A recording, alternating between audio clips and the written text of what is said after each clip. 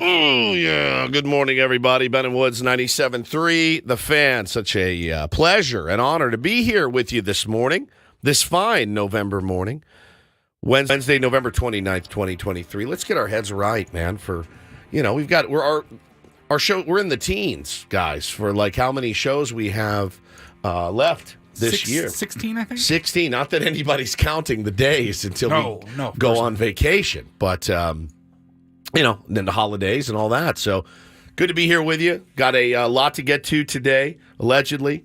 I'm Woodsy. That's Paul Reindl. He's our executive producer. Good morning, Paulie. Good morning. Morning, Benjamin Higgins, your friendly neighborhood sports anchor. You're looking sharp today. Thank you. I appreciate that. That hat that a guy gave us at our golf tournament, who's it from? Prestigious, like landscaping or lawn care or something like that. I don't really know the business, but I love the hat. I can't remember his name. He's such a good dude. I ran into him at Little League one time. He gave us these hats. That hat looks the best on you of all your hats. Thank you. Yeah. Yeah, well, I put the hat on because I was having such trouble with my hair yesterday. Yesterday was a rough just scene. Starting to just get a little bit out of control, and I thought, you know what? Let's just put on a hat this morning. Do you remember? It came to me just now. Do you remember Goodfellas? Remember Frankie Carbone, the guy they hung on the hook that had the helmet hair? Yeah. That's what your hair looked like yesterday. You look like Frankie Carbone. The guy, he wouldn't stop running his mouth. They had to whack him. They hung him up in the meat truck. He had the nice helmet of hair. That's what it looked like yesterday. But today, I can't see it because you have that gray hat. It's a sign that you've got good body in your hair. It's not wispy. It's got some thickness to it. But sometimes it gets a little out of control. Out of control. But it's good to have you guys here. Thanks for tuning in. If you missed, you did. You missed a hell of a live stream last night. The Ben and Woods member live stream that we did on YouTube. Probably our best one. I did show nipple. As I usually do. Ben did not show his... You didn't waste any time showing I really didn't. Well, we had some new people in there. They hadn't seen it before, so they haven't seen them. And it's part of what you get. There's nothing remarkable about my nipple. Well, you didn't show your frozen penis is what I think everybody wanted to see, because I laughed about that. That was not mine. That was a Swedish skier. That's right. That's not mine. That's right. No, I remember now. I have frozen my penis. I laughed about frozen penis all day yesterday, by the way. I have frozen my penis. That was a quote from a Swedish skier. The skier was so cold that his wiener froze, and he had to thaw it out on the table in front of everyone after his what do you call it, a match? Not a match, a race. And his pee-pee was frozen, and he's like, it's never happened to me before. I was driving home laughing so hard, thinking about Ben saying, again, I have frozen my penis. Things are always better fresh. I have frozen my penis than frozen. Yeah, 100%. We've talked about freezing bread before. Yeah. It's worthless. Just the dumbest thing you can do. My wife and I were talking the other day. That was an old convo, the freezing bread. It's one of our best. That was in the Corona cave. But my wife and I were talking about it the other day. She goes, I realized she goes, you don't know how to thaw things properly, but I don't know how to freeze things properly. I go, you're right. And that's a deadly combo. Like if you can't freeze it properly, how am I supposed to thaw? She doesn't like when I take ground beef or chicken breast and just throw it in the sink. Yeah. She's like, don't do that. You put it on a plate. You put it in and I go, all right. Run it under like warm water. Room temperature water. But she goes, every time I freeze something, it always ends up freezer burned. Always. Am I putting it in the wrong spot? Is our freezer too cold? I don't get it. I said, I really don't know. I don't like freezing anything. I love the idea, but it just never works out. Ben, the idea I bought some English muffins at Costco. It was like the 3-pack, and we opened the first one, put the other 2 in the freezer. Of course, because you can't leave English muffins unless you're eating 7 English muffins a day. Your kids are like, Dad, I can't do English muffins for breakfast, lunch, and dinner. But of course, I just, the other day, saw them in there, and I go, that was like 9 months ago that I stuck them in there. There's no way that these are good anymore. Here's my question to you. 9 months they've been sitting there. Do you eat? Are they bad? Or does the freezing process make them I don't think the freezing anymore? Process, unlimited shelf life. I think they're still... they say, hey, it's good in the fridge for a week and a half and the freezer for 3 months. But after that, you still have to get rid of it. My man Ben here, by the way, will eat anything. Like you are not a guy that likes wasting food at all. So for you to look in and go, I don't know about those, is pretty dicey. So I'm telling you, the idea, you're right. You just nailed it. The philosophy behind freezing something is brilliant. It's fantastic. It's the greatest thing. Get yourself a deep freeze. Why? So I can just freezer burn more stuff that I'm probably never going to use. I'm hoarding. Hey, I got a slab of venison in here that I'm never going to eat. That's now freezer. Has anyone ever brought you like fish? Like, oh, I caught this fish here. Yes. Just put it in the freezer. It's so like, I don't know what I'm going to do with this. So my buddy used to go on these, and he honestly stopped asking. I'm not kidding you. For every week for about 2 years, my buddy Corb used to text me and go, you got to come out on this fishing boat with me. And I go, all right, run it. But he goes, all right, we leave at like 4 in the morning. Yeah. We get back midnight 2 days later. And I go, I don't want to do that. I like to fish. You know how long I like to fish? 20 minutes, 30 minutes. I like to throw a couple, whoop, click, click, click. Didn't catch anything. All right, I'm out. I don't want to be on a boat with a bunch of dudes playing Perfect Storm, trying to catch tuna for 2 days, sleeping in a bunk, eating beans out of a can. Like, it just, he would describe it to me, and I'm like, it really sounds, I love you, but it really sounds awful. It's probably not for me. And it probably is fun, but he used to bring me frozen chunks of tuna.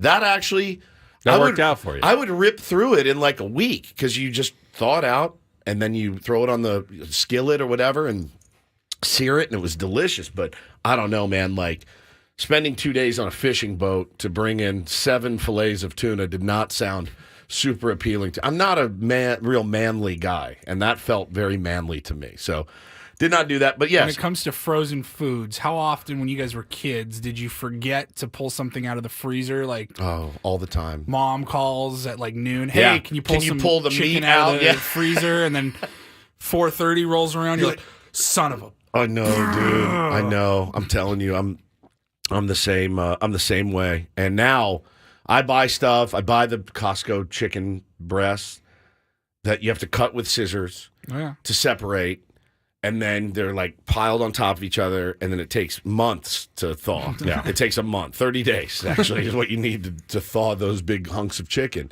I do love the concept. Diesel suggests that our freezers may be too cold, but I mean, the alternative of not cold enough, like, oh, we put it in the freezer, but actually it's been growing bacteria this whole time. That's terrifying. Don't you want your freezer to be, sub-freezing temperatures? Correct. I thought so. Make sure that everything is frozen. Nobody knows. I know nothing. Nobody knows. This show is not where you come to learn about freezing or thawing bread, meat, fish, anything of the like. So it was a great stream last night. We had such a good time. Told some killer stories, laughed. So if you can go to YouTube. If you're watching on YouTube, just hit the join button and you can do that. It's great. They're a lot of fun. They really are. They're getting more fun each time, and they're getting a little more. I very much overshare on the streams. A little racy. A little racy, and then I wake up this morning. I go, did I really tell? I told that story. All right, so that's what our audience knows about me now. What happens in the member chats? It stays in the member chats. Yeah, it does. And we don't talk about it on the air. It absolutely does, and but it's a lot of fun. I mean, Ben said the curse words on the last one, not yesterday. Not yesterday, but the one before. The one before that, it was like it was legendary. So you never know what you're going to get. I would like to make our first interview more like a member chat than a strict, Q&A with our first guest this morning. I think it'll work pretty well because coming up at 6:35 today, our buddy Matt Strahm, former Padre, now Philadelphia Phillies reliever, is going to be with us, and we'll certainly catch up with him on how his season went, how the playoffs, the run to the National League Championship Series, the disappointment of getting ahead and then losing to the Arizona Diamondbacks went, but for the most part, we just like hanging out with Matty and talking with him and shooting the breeze. So we will. And did he go? He did! It's over! The Philadelphia Phillies are headed back to the the National League Championship Series. That was Matty closing out the NLDS. Yeah, like over the bases Braves. loaded, nobody out or runners something. First and third in the ninth, 3-1 lead. Go ahead, run. Come on, dude. Like, when they called him there, I was like, oh, God, oh, God, oh, God. Because, you know, I was like, I want my buddy to do great.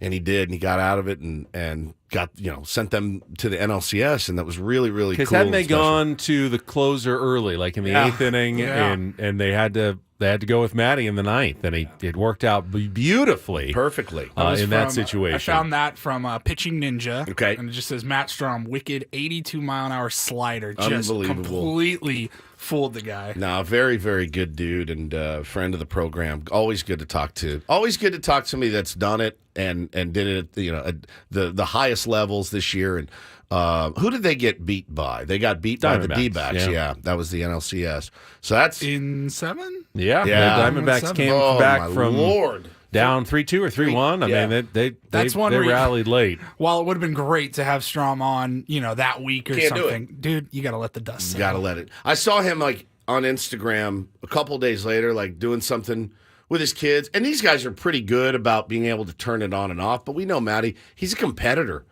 And like he was probably, I'm going to ask him, how long? Are you over it yet? Because I got to imagine it definitely fuels the fire getting that close. And yeah, I mean, we all thought. We thought they were going to cut through the Diamondbacks like a knife through butter, dude. 5 games at the most. And, you know, kudos to the Diamondbacks for doing that. But, yeah, really good to talk to Matty today. And, of course, we're going to be joined by our pal Eno Sarris today at 8:35 as well, little one-off. He has been making some comparisons on Twitter to a guy the Padres may be interested in. Jung-Ho Lee, is that correct? Did I say that properly? He's an outfielder, center fielder, plays in the KBO. And knows the great Ha-Seong Kim, and he's been rumored to the Padres. He likes his game. I want to ask him a little bit more about that. I want to ask him about some of the pitching woes that we have and some of the pitchers that may be a good fit for the San Diego Padres. So a lot of Padres talk today. The Aztecs have a new head football coach. It's got a lot of people on the Mesa very excited, and I think for good reason. Talked about that on the member stream last night as well. And so we'll do that again. Apologies to the members for having to hear that same segment this morning on the radio. Don't forget about our giveaways. Of course, biggest fan at 9:15. We also have another pair of Rolling Stones tickets. They've been one of the hottest prizes I think we've ever had. No question. You have to know the Daily Ditty song, though, which is coming up next when we come back and then later in the show. Tricky one, yeah, kind of. Yeah, this will be a tricky one because no big hits was the rule that Woodsy installed at the start of the week. So you can't just start guessing. You start me up. You brown sugar. No, it's got to be something from a little bit outside of the top 10 most played songs on Spotify. Correct. Was kind of the parameters because songs 11 through 20 also hits. 21 through 30 hits. Yeah, it's the Rolling Stones, right? So, but no, it should be a good show today. Thank you for being here. And we'll get this thing going. All right, it's coming up next with the Daily Ditty, and then Matt Strahm all ahead here on San Diego's #1 sports station. See how the traffic is doing early on this Wednesday morning. See how Kelly is doing well as well on 97.3 The Fan.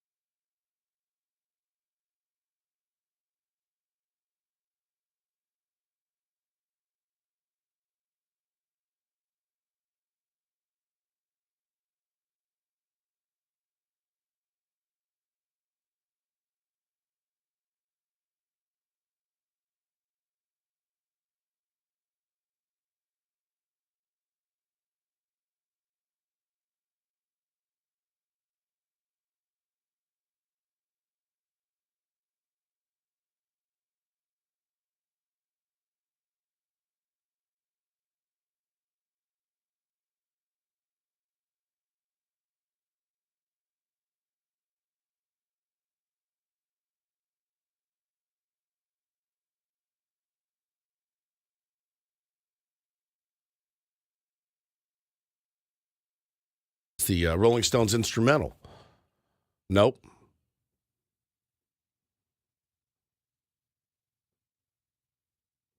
I love it. What is it? This is actually one of their new songs. New Stones. Now we always Hackneyed Diamonds, their new album. Yep. The reason that presumably they're going on tour this year as well. And if we let this play a little bit, this song actually features guest artist Lady Gaga as well. Stones and Gaga together. It gets kind of gospel-y sounding, and I was listening to it yesterday trying to find a deep track for the Stones. And I'd say it's pretty deep. This is actually pretty good. I mean, considering they're a bunch of 80-year-olds essentially, playing new music, it's very impressive. We always, we have commentary on bands that have been around a while, and we're going to play one from our new record. See you later. I think I need to skip ahead. Skip ahead to the Lady Gaga when she kind of pops in. Name of the song is what? Sweet Sounds of Heaven. Sweet Sounds of Heaven. Remember that one. Yeah, you need to know that tune.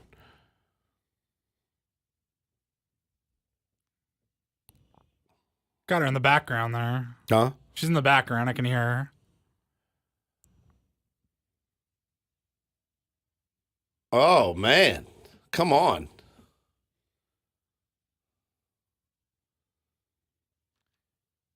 Fantastic. It's reminiscent of, what's her name? Mary Smith in the background of Gimme Shelter, one of my favorite songs of all time, but clearly one of the hits, so can't play that today, but I loved that part of Gimme Shelter when she's kind of screaming in the background. I feel like Lady Gaga has taken on this role in a new song, Sweet Sounds of Heaven. And you'll need to know that title later on for your chance to win those Rolling Stones tickets in the second half of the Ben and Woods program today. Yeah, your mom texted us yesterday and said that you don't have to buy her Rolling Stones tickets. Just you're off the hook. Yeah, because you've already said that you're going to. No, I don't have to. She said, please don't do that, Ben. You don't have to do that. But I will say again, I think you think that's one of those you say it, but you don't really mean it, of course. Sort of. Of course. Gift ideas. No, it's too much. It's too much. Anytime somebody says it's too much, it's not too much. They want it. That's exactly what they want it badly. No, it's too much. Don't do it. It's too much. If you don't want it, what do you say? When you really don't want it? Please don't. Please don't. Yeah, please Are you don't. sure that's Please about the don't. same thing? I'm serious. I'm dead serious. Please do not do that. I would be like, there's no chance I would use that. Just don't get it for me. But then you'd be worried That's they already good. got it for you, and now they feel bad, and that's a bad gift then. Yeah, that's true. And the season, 'tis the season to buy Christmas gifts. I've gotten a lot done so far, but I still have so much to go. And I was looking at my bank account this morning. I was like, maybe you slow down just a little bit on buying weird things off the internet for your family and friends. But I can't do it.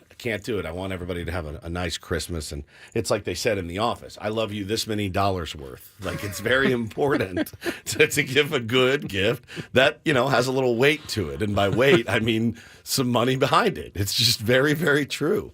Nothing worse than getting a bad gift. And we'll talk about that certainly on the Christmas and holiday extravaganza on December 20th. It's one of my favorite segments of the year. Bad gifts. My dad hates it because he's a great gift giver now. But back in the day, you never knew what you were going to get wrapped up from around the house. What is always usually a spectacular gift for a significant other is jewelry, right? Oh, it's so hard to buy. I don't know how to buy jewelry. Yeah. I mean, you can always just go with the most expensive thing. Right. But then you're getting into the, thousands of dollars. Multiple thousands this of diamond dollars. necklace. Right. And then when is she going to wear this diamond necklace? At all of the galas that you guys go to. So now you're going back, okay, now I've got to be more reasonable and under budget. And they take you to these little... And they're all trinkets and whatnot. And you're going like, okay, now how do I choose between the 9 million things in this case that all look maybe 4% different from each other? I have a great idea. Get her a brooch. I really just like saying the word brooch. Here's a lovely, darling, here's a lovely brooch. I don't know how I'd even broach the subject of buying a brooch. What is this? It's a brooch. Obviously, I got you a brooch. You pin it upon your lapel as you go do your normal. Is it kind of because it's the shape of a roach and then they just add a bee? I don't know why. Why do they call it a brooch? I don't know. Bro, I don't even like buying my wife clothing. Oh, dude. Because I'm like, that's well, not I think it uncommon. looks I good, don't but think I've I ever don't- bought my wife clothing. I don't There's know the no right point. size. Like, if she wants something, I'm like, I need exact sizes. I need, shoe size. You buy it, pant I'll size, Venmo whatever. you. I'll Venmo you the cost. That's Yeah. really the only way to do And like it. with jewelry, it's kind of the same thing. I'm like, I have no idea what I'm looking for. Now, 4 Christmases ago, I gave my wife an engagement ring for course, Christmas. that's an easy Is that like, I can't beat that, right? So am I just off the hook for Christmas for No, jewelry? no. Damn. You're not. Damn it. You're never really But what are. happens when she says, "Well, will you buy me this?" And we'll just call it, my Christmas present or my birthday present when that happens. So then you're screwed at But Christmas. then I feel like you feel like a cheapskate. then you've let them down at Christmas. Yeah. Well, hey, remember that thing I bought for you 6 weeks ago, and you said, "We'll just make that my Christmas present because I She's wanted like, it back then." You thought I was serious about it? So you really didn't get me anything. I think that's a trap. Dude, it happens all the time where Megan will be like, "Oh, I really want this." December 5th. Oh, I'd love one of these. Like, I'm thinking about getting it. I'm like, why don't you Mental, why don't you just wait. Shut just up. shut Why up. don't you How shut about up that? over there? Maybe you just zip it up. Why don't you just wait, like, I don't know, 3 weeks? They really make it. And the hardest part is my wife is an elite gift giver. Elite. Not good, not great. The top of the list. Like, I've seen one of my gifts this Christmas already. It came to the house and I went, "Oh my God." And she's like, "You idiot." I'm like, "I didn't do it. I didn't." She's like, "You're not supposed to see that." She's an elite gift giver. And so now I'm scrambling. It's a lot of pressure. It really is. And so I can't top, I won't be able to top what she's gotten me already. So unless I That's a good move on her unless end. unless I put like a new car with the bow on the front, which Has anyone auto ever I commercial. still want to Yeah. do. has one anyone with day, a net worth under $1 billion Well, ever actually done the bow and the I'm car? sure there's Hey, a honey, there's one more Lexus present in the winter parking lot. events going on right now. Sure there where is. They will deliver you a $92,000 car with a bow right into your driveway. check out Sedano Ford for all your auto needs. They'd be happy to put a bow on it, I'm guessing.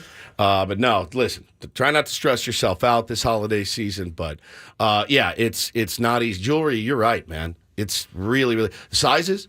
The ring. Oh, what ring size? I have no gun to my head. What size ring does your wife wear? I wouldn't have even no know idea. where to start. What?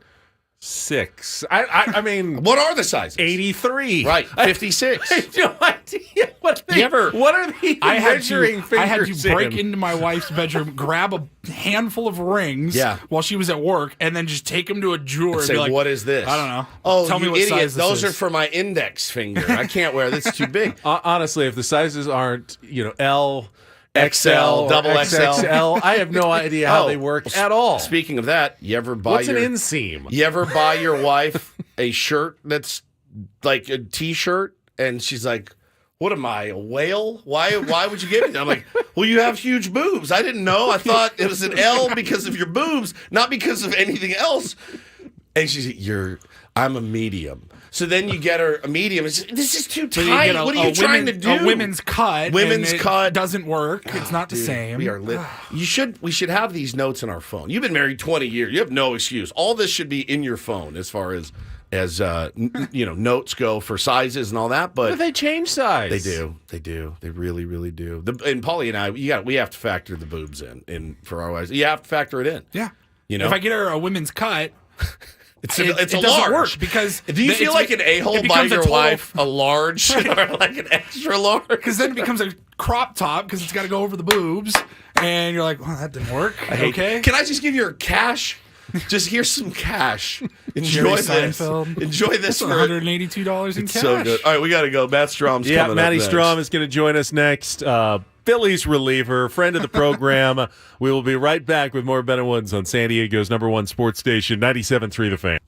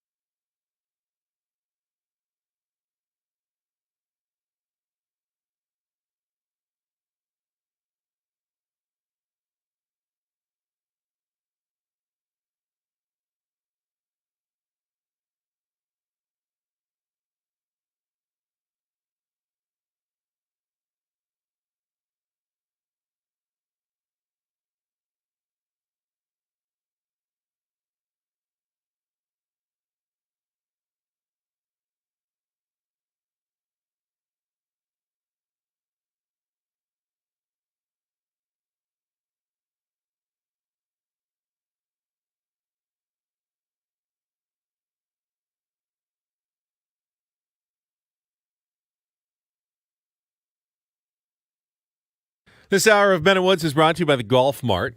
Speaking of golf, I wonder if there's going to be a golf rematch involving Woods and Paul and Matt Strahm at and his some brother. point. Yeah, I don't know. We smoked him last year in Arizona. I don't know if he's going to be in Peoria. I don't know either. It did result in a great picture of Matt Strahm wearing a Ben and Woods shirt, though. Yeah, no doubt. With the Philadelphia Phillies, and he is standing by, going to join us right after this check of traffic on 97.3 The Fan. From the 97.3 The Fan Traffic Center, here's Kelly Danick.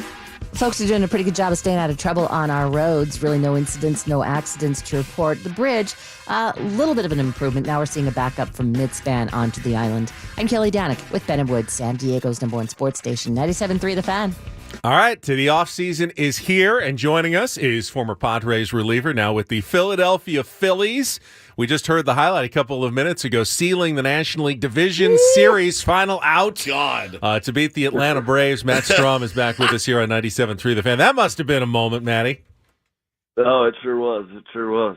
Thanks for having me, guys. It's good to talk to you, my friend. We were all kind of on the edge of our seats that night. I gave it about an hour after the game and then DM'd you, and you wrote me back the best thing ever. You're like, dude, I've never done drugs, but this is my new this is my new drug, postseason baseball. Yeah. Election. Here it is. Here it is. He did! It's over! The Philadelphia Phillies Oh, that's so cool. are headed back to the National League Championship Series. I felt like Buddy the Elf. I was like, I know him. I know him. Chills down my leg. No, dude. I mean, what is the heart rate when you get that call? I mean, I'm not gonna like the least nervous I was all postseason was when I was on the mound. The worst is sitting out there in the bullpen and you can't do anything about anything. You're literally 395, 430 feet away from the game, and you can't do anything. And that's the most nerve-wracking part for me. But as soon as that phone rings, it's like life goes back to normal. I can throw a baseball, I can do my thing, and then I get to compete. You got to be counting, though, as you're out there, like, oh, there goes Sir Anthony, and there goes Jose Alvarado, and there goes Craig Kimbrell. Yeah. There's Here not we go. many guys left out here for the last inning. No doubt. When we used Alvy and Craig early, I looked around because I believe we used Hoffy in like the 4th or the 5th. Yep. And then it was like, all right, well, there's the fireman 1. And then it's like, all right, there goes the setup man. Well, there goes the closer. And it's like, just looking around. Right. Sitting a 9-run game, guys.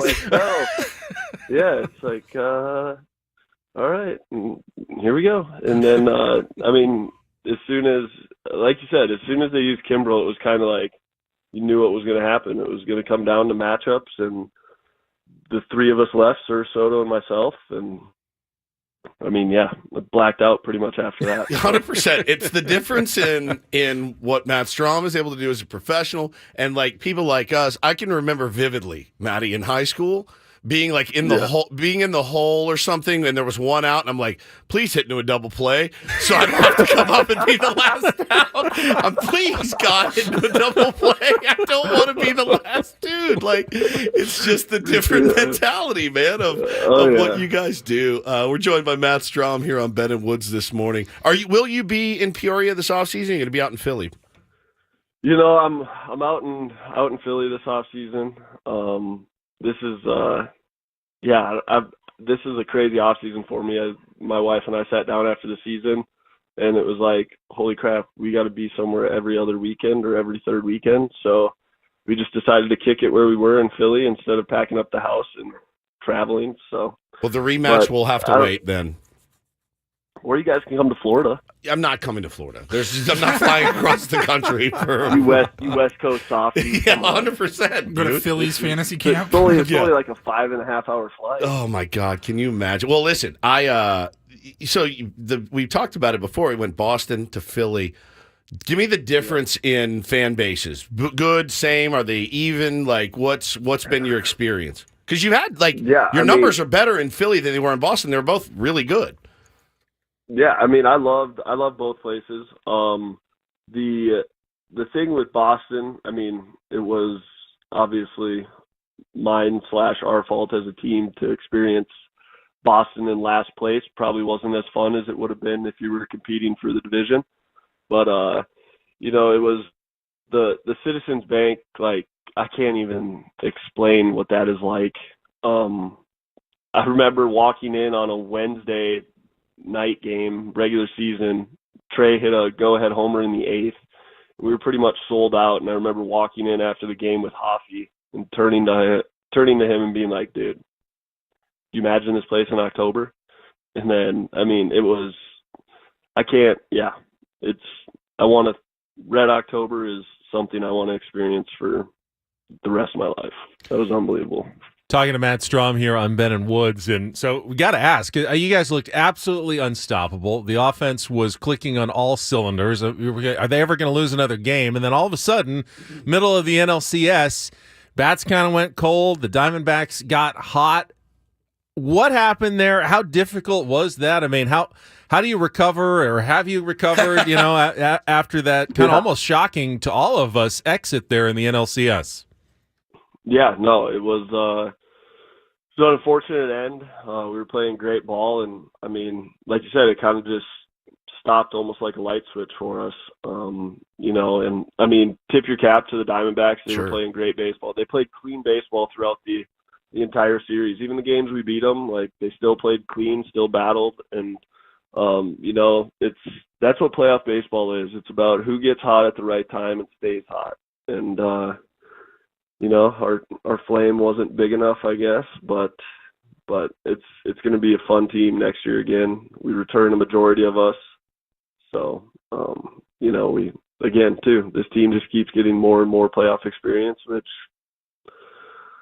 hopefully that creates a three-headed monster for us next year headed into the playoffs. Yeah, for sure. Talking to Matt Strahm here, Philadelphia Phillies relief pitcher, former Padres relief pitcher as well.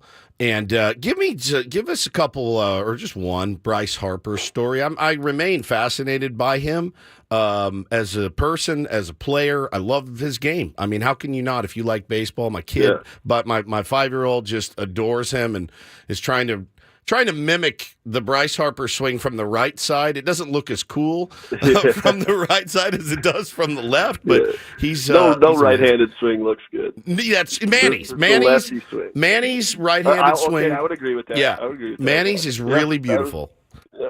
Yep, I would agree with that. Yeah, but no, I mean the one that's just going to stick out for me forever is, I mean, the Arcia Attaboy Harper. Oh my God! All right. I think, like, yes. The next day when we came into the clubhouse, nothing was said to Harper. Harper didn't say anything, but you could just see like little murmurs around, like Stubby, Stott, and Boehm sitting in the corner, and like Stubby showing Boehm and Stott like the phone, and it's like you just feel this aura of like, okay, there's one of two things happening tonight. Harper's either going ungodly and he's going to do what Harper does, or he's going to try so hard he's probably going to strike out 4 times. Yeah. Like it's one of the two. And fortunately for us, it was the better one for us. And he, like, it was just, I can't explain it. He walked in, there was just a different look in his eye. Like, it was like, holy shit, who pissed him off? Who did that? I love it. Yeah. And we all kind of looked at each other and were like, yeah, he's going to do something crazy today. Could you see the stare down as he rounded second after the home runs from the bullpen? Center field, I felt like I was locked in on it. Like, it was, I had a front row view. It felt like when he turned that corner hitting second base and just peeked over his shoulder. It was like perfect. You could see it.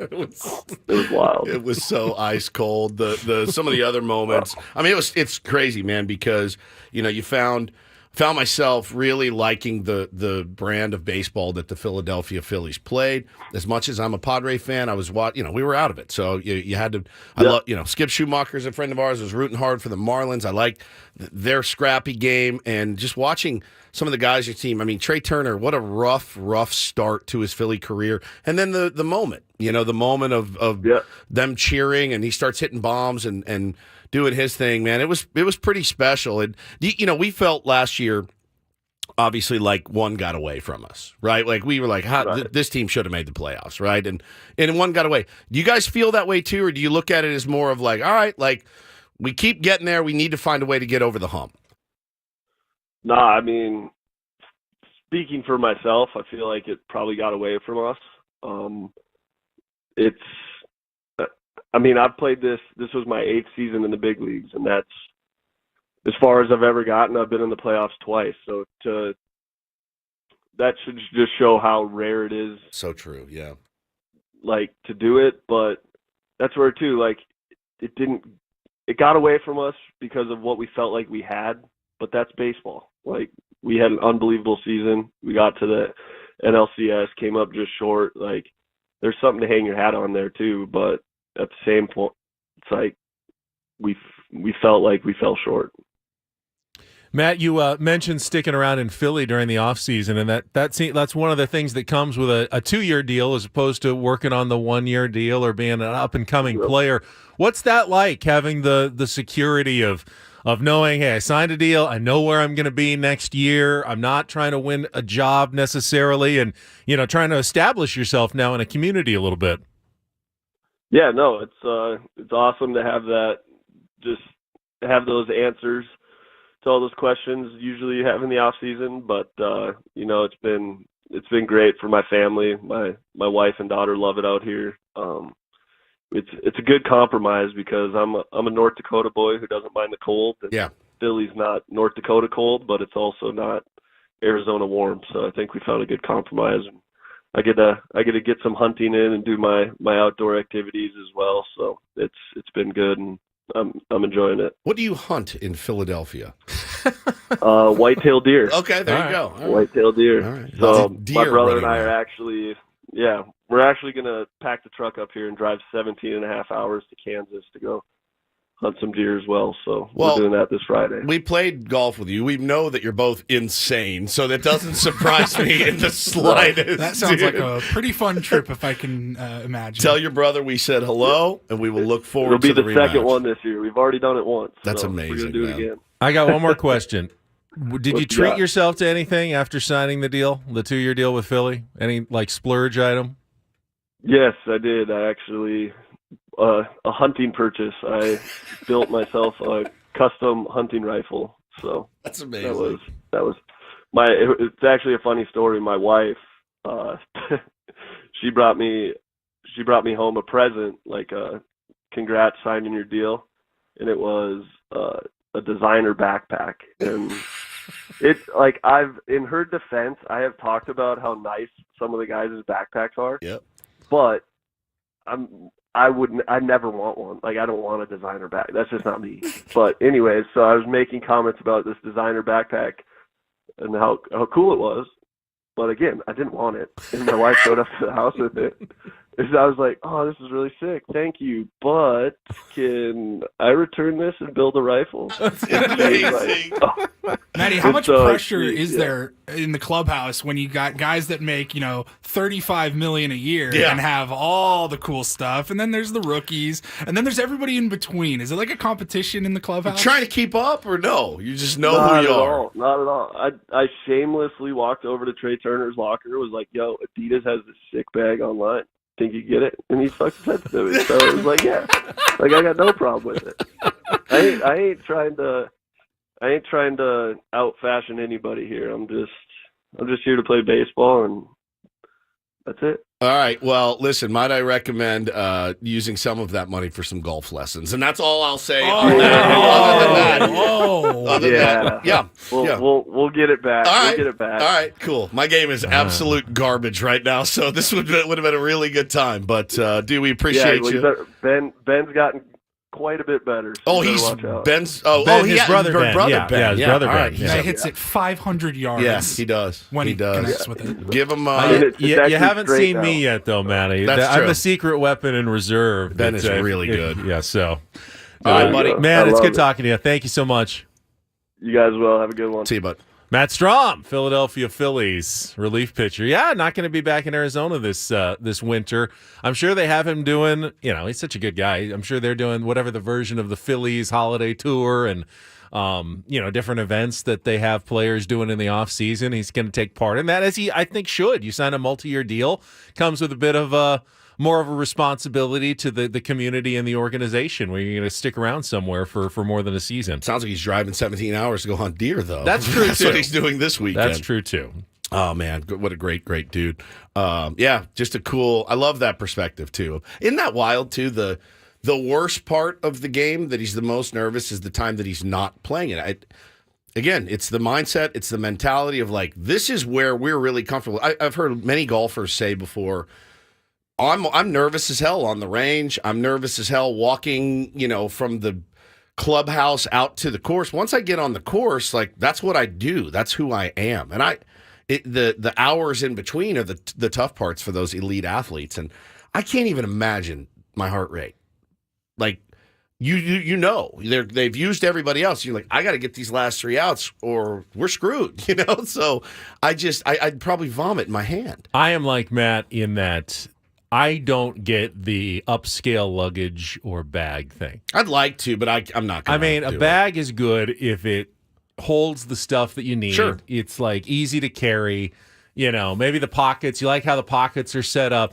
What kind of designer logo is on it makes zero difference to me whatsoever. Yeah, not really me either. I don't have really the Louis Vuitton or whatever you need to have. If somebody gave it to you, would you use it? Or would you return it? If I liked it, I'd use it. I'd use it if I liked like the form and function of it. Sure, but I would not like just because. Shelly has these purses and she goes, I can't carry anything in this thing, but it's designer. It's why cool. do you have it? It's an accessory. It's not functional. It's got to be for me. It's all about the functionality. Yeah, I feel the same way. I do. I feel like, and I've never been a big car guy. Like I don't need the fancy. I just need to go from A to B, and I don't want this thing to break down. I don't want to have to do a lot of maintenance. I want the seat to be comfortable. Yeah, exactly. I want the air conditioning to work well, so I can be cool. Yeah, and I want the engine to not break down, so I don't have to worry about it when I'm on the road in the middle of the night. All right, that's a good question though. What would be the one thing that you would have? Has there ever been something that you're like, I would like to have that as a status symbol? Anything? Like a nice suit, custom suit? No. A watch? I'm almost like opposed. Anything that's showy just to be showy feels like it's not me. But okay, so for example, my number one pipe dream I've always, for some reason, since I was a little kid. Probably likes his shoes. I wanted a Rolex since I was a kid. I don't know. I think I would. They're great watches. Like they're a well-made watch. I would really like one. I like that watch that Gabe Kapler was wearing too. I looked it up. It's like $5,000. I couldn't bring myself to do it, but if somebody gave it to me, I would wear it to death. I think it looks good, and you get what you pay for. With clothing, I definitely agree. You get what you pay for. 100%. There's a difference between the $125 pair of jeans and the $7 pair of jeans that our friend over here buys. I will bag a prestige golf course or two. Okay, I'll pay a little extra because I want to say, hey, I've played Pebble Beach. So-and-so. I've played. That's good. Some really nice places. But not a nice putter. Not a nice. No, I just want it to work. I like functionality. Functionality is most important. You're very to me. functional, Ben. Like the most functional human I know, I think. Seriously. All right, we'll come back. We've got Take on Woods. Don't do this all ahead in our next 30 minutes of Ben and Woods. Stick around. The 97.3 Fan.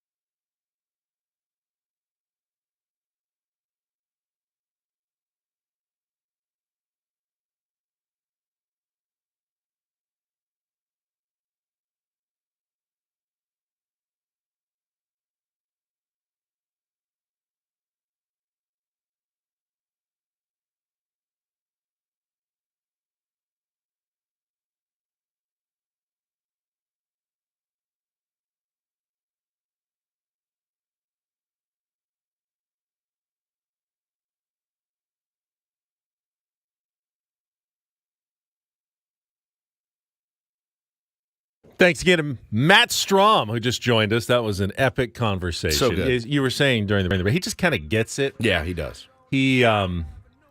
That is a great combination because some athletes are unfiltered, but they get themselves in trouble for that reason. And other athletes are so buttoned up and they don't ever say anything other than cliches, which makes them not really that fun to talk to in a media situation.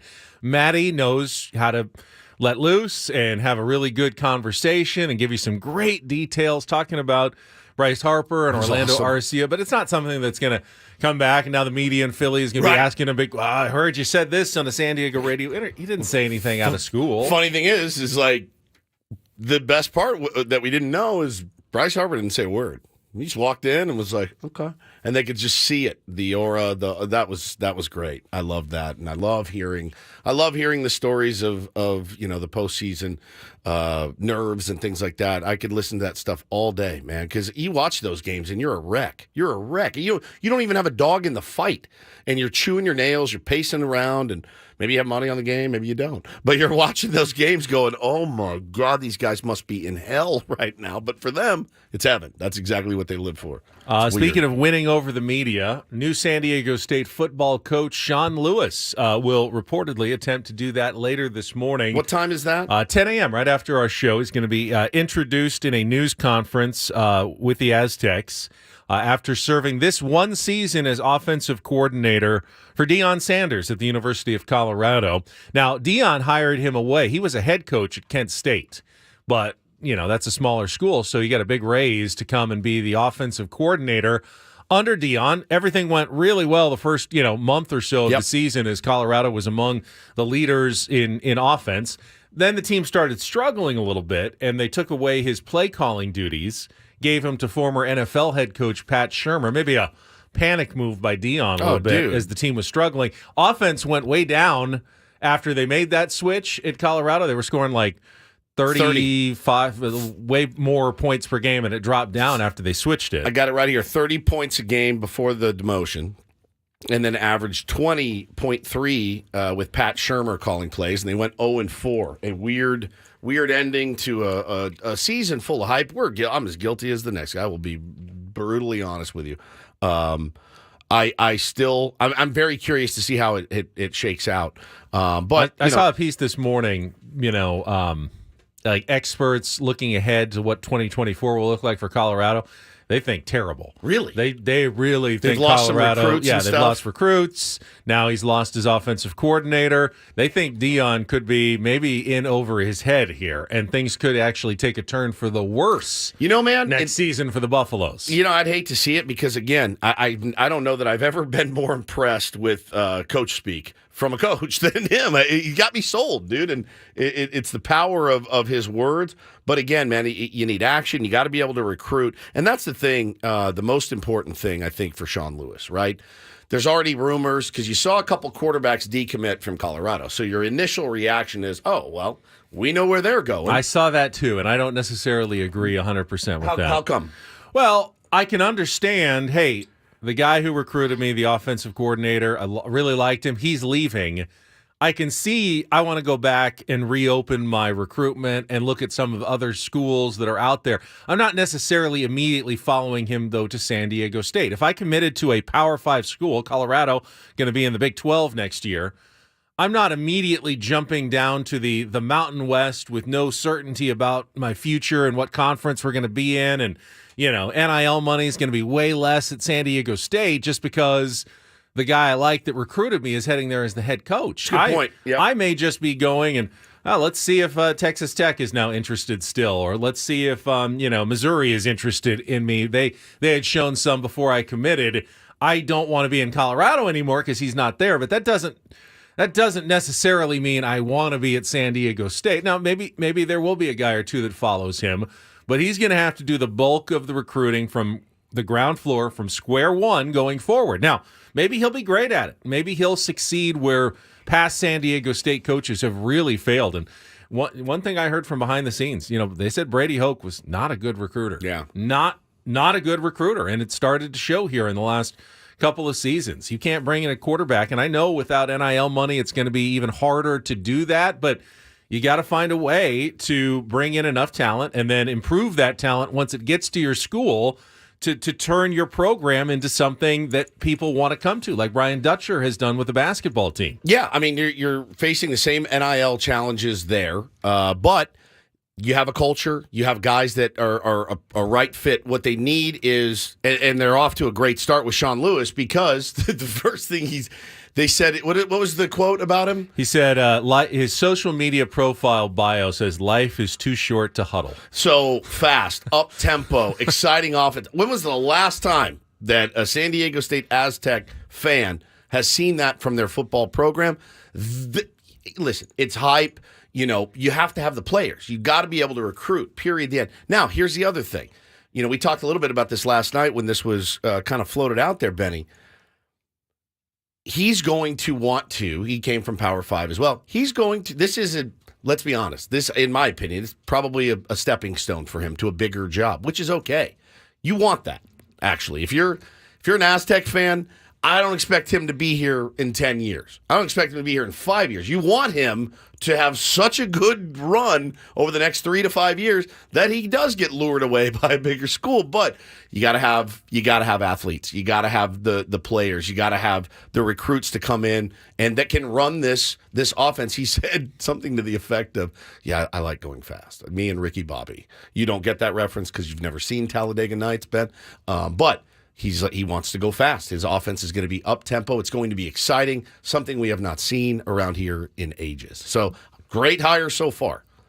Yeah, I mean, I'm not holding the slow finish for Colorado against him. No. I don't think that's on him, so I don't have a problem with that. I saw people tweeting, "Hey, you got his play calling duties taken away. They lost 6 in a row. Great hire, San Diego State." Sure. I don't necessarily follow that. If he's the right guy, he's the right guy, and we'll see what he has to say when he arrives.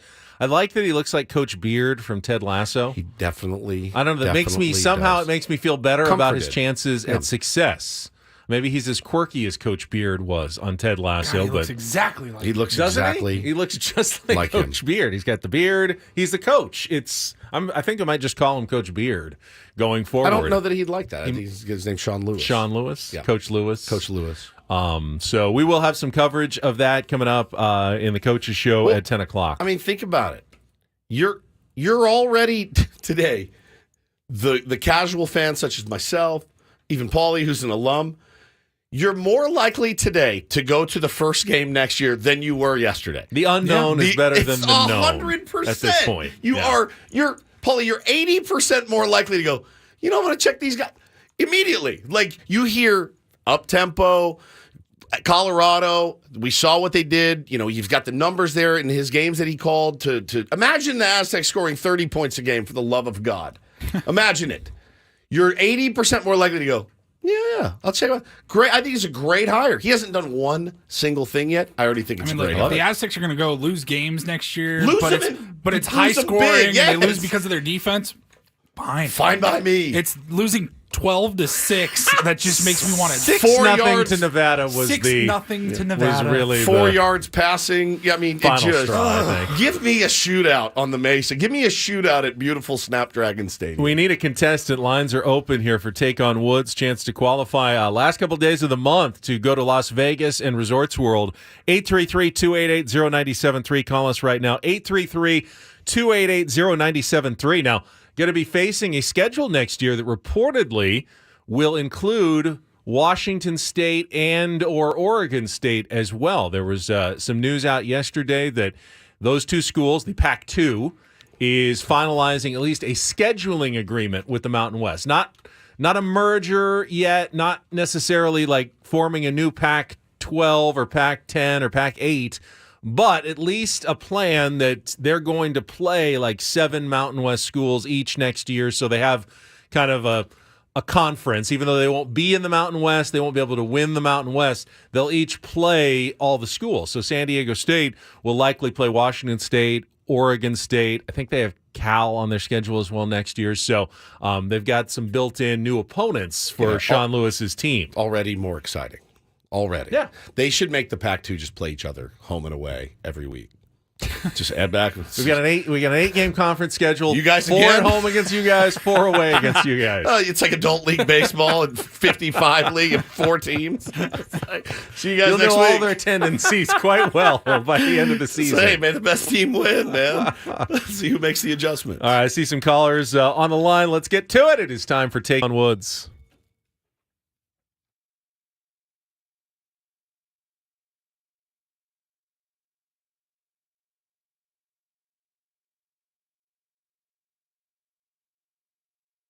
Brian, are you there? Alexa, pause. Brian, are you there? Yes, I'm here. Are you ready to play Take on Woods? I am. Then let's do this. All All right, right. Brian is our contestant today. If he can beat or tie Woods in our 5-question musical trivia challenge, he will qualify here at the end of the month for our grand prize drawing of a 2-night stay at Resorts World Las Vegas. 2 tickets to Luke Bryan wrapping up his headlining engagement at Resorts World Theater December 29th through January 6th.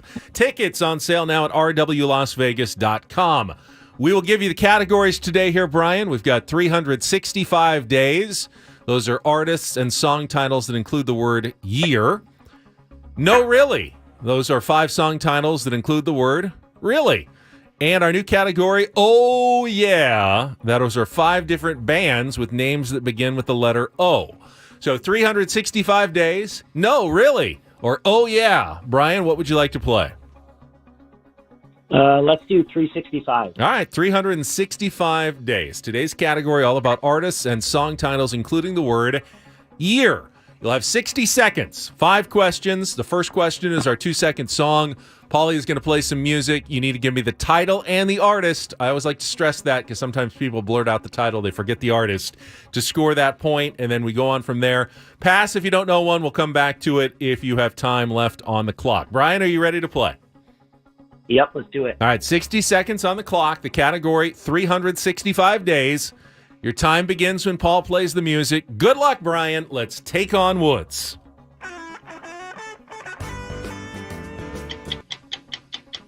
Rolling Back the Years by Steely Dan. Close, not quite. Mike and the Mechanics, Say It Loud and Say It Clear. In which title track from their 1998 album? Pass.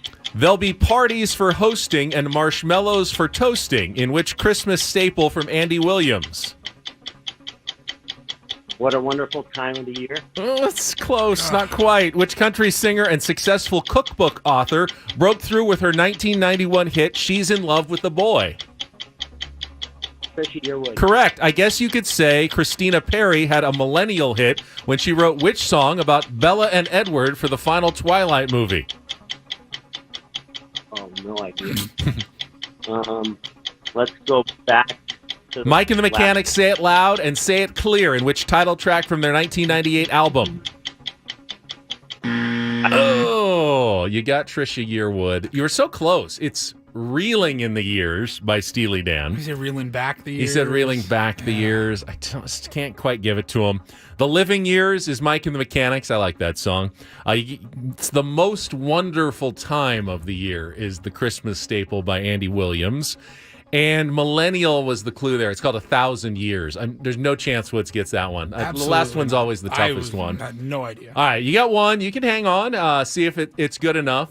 JR's gotten in the way of Woods, but I think he sees the signal to come back in. There we go. JR was blocking our signals, get you to come back in the studio. All right, Brian's score is locked in. It's a good day to get me. I am absolutely wiped. We'll see. brain Woods is not playing without the firing. category. Not necessarily going to be his best. We'll see. good. 60 seconds on the clock. Time begins when Paul plays the music. Good luck, Woods. Let's take on Brian. Reeling in the Years, Steely Dan. Correct. Mike and the Mechanics, Say It Loud and Say It Clear. In which title track from their 1998 album? Pass. There'll be parties for hosting and marshmallows for toasting. In which Christmas staple from Andy Williams? Chestnuts roasting on an open fire? Incorrect. Oh. Which country singer and successful cookbook author broke through with her 1991 hit, She's in Love with the Boy? Trisha Yearwood. Correct. I guess you could say Christina Perri had a millennial hit when she wrote which song about Bella and Edward for the final Twilight movie? Pass. Mike and the Mechanics say it loud and say it clear in which title track from their 1998 album? I cannot remember. I have no brain. I think I'm done. 2? You got 2. That's it. And you won 2-1. It was a Holy tough one crap, today, dude. What was now, the category? The caller would have had you. He just He's missed so like a word close. or two Yeah, on two it of is them. painful. What He was said the category? rolling back the years. It's 365 days. They all had year in it. So reeling in the years, the living years. The living years. By Mike and the Mechanics. It's the most wonderful time of the year. Okay, year would have helped. Trisha Yearwood, and the millennial hit is 1,000 years. I knew you wouldn't get that one. idea. But He said reeling back the reeling years. the back and the years, It's and a wonderful time of the year or something. He was so close. Right on. I mean, if you don't know, just guess. That's He did, yeah, he had good guesses. He was right there. sorry Sorry, about Brian. that. Sorry, Brian. I got to give the 2-1. That was like Jeopardy strictness That was on tough, dude. my answers there, but that was a tougher category That today. was very, very difficult. All right, we've got Don't Do This coming up next. I mean, where to start? The hockey news that came out yesterday. Holy Former smokes! Duck in a Hot world water? of trouble. Yes. Chicago. We'll get to that coming up and more after a check of traffic. Be right back with more Ben and Woods on San Diego's #1 sports station, 97.3 The Fan.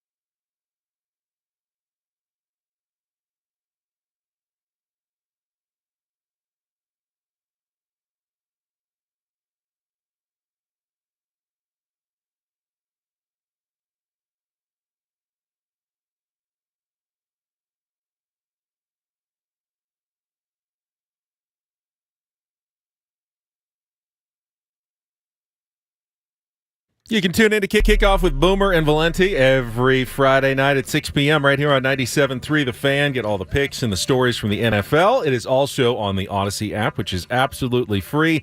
Boomer and Valenti, presented nationally by Casamigos Tequila. Casamigos brought to you by those who drink it, and by Lowe's. Lowe's knows home improvement. I'll start Don't Do This today with an update on yesterday's story about Monday's story about Oklahoma City Thunder player Josh Giddey and his alleged relationship. He's 21, allegedly had a relationship with a 15-year-old girl here in California. Well, apparently the Newport Beach Police Department, the jurisdiction, has opened a investigation into the relationship. That could be trouble for Josh Giddey. Coach is not commenting on it yesterday. However, did see that the Thunder played in Minnesota against the Timberwolves. And he was playing. Every time he touched the ball, everyone in Minnesota just booed him. Every time he touched the ball, he started getting booed on the court. That's going to be a rough path forward no matter what for Josh Giddey. And you never know, obviously what happened behind the scenes. Think about the Wander Franco situation this year. I mean, it was it came out and he was gone. A ghost. Just we don't, and again, you don't know what the details are. You don't know what evidence they have that tells me it was bad enough, though. Yeah, right. And does it tell you though, by that logic, that this isn't bad enough? Because I saw the girl's Instagram thing. We all saw it. I just effed Josh Giddey is what I saw. Oh wow, that is You're not leaving much to the imagination. I said it the other day when that came out. I think it was Thursday night last week. Happy Thanksgiving. Yeah, happy Thanksgiving, Josh. And when that came out, I then saw that he had turned off all comments on his Instagram and other social media stuff. And I'm like, oh, he did it. Yeah, 100%. He did it. That's just how it works. But interesting situation. This one was nuts. I started to see tweets about this yesterday, and I went, all right, what are we doing here, guys? It was a pretty weird situation going on in Chicago. With winger Corey Perry. He was kicked off the team, just cut kind of unceremoniously because he, quote, engaged in conduct that is unacceptable, violated the terms of his contract and the Blackhawks' internal policies. Pretty broad. Could be a lot of things. Could be a lot of things. Sure. So, all of a sudden, it comes out and people start tweeting, oh, no, this is fact. I'm like, there's no way this is fact. The rumor was yesterday, it was all over social media, that he had slept with Connor Bedard's mom, his mom, of all people. Now, unlike Josh Giddey, this would be an age-appropriate relationship. Sure. Connor Bedard's mom is 45, and Corey Perry's 38. Yeah. So there's nothing totally wrong with that. I mean, sleeping with your teammates. If you slept with my mother, I think I'd have a problem with you. So would my dad, and vice versa. I would assume Dad might, and I believe she is married. Oh, okay. Well, that's maybe a little bit different then. Yeah.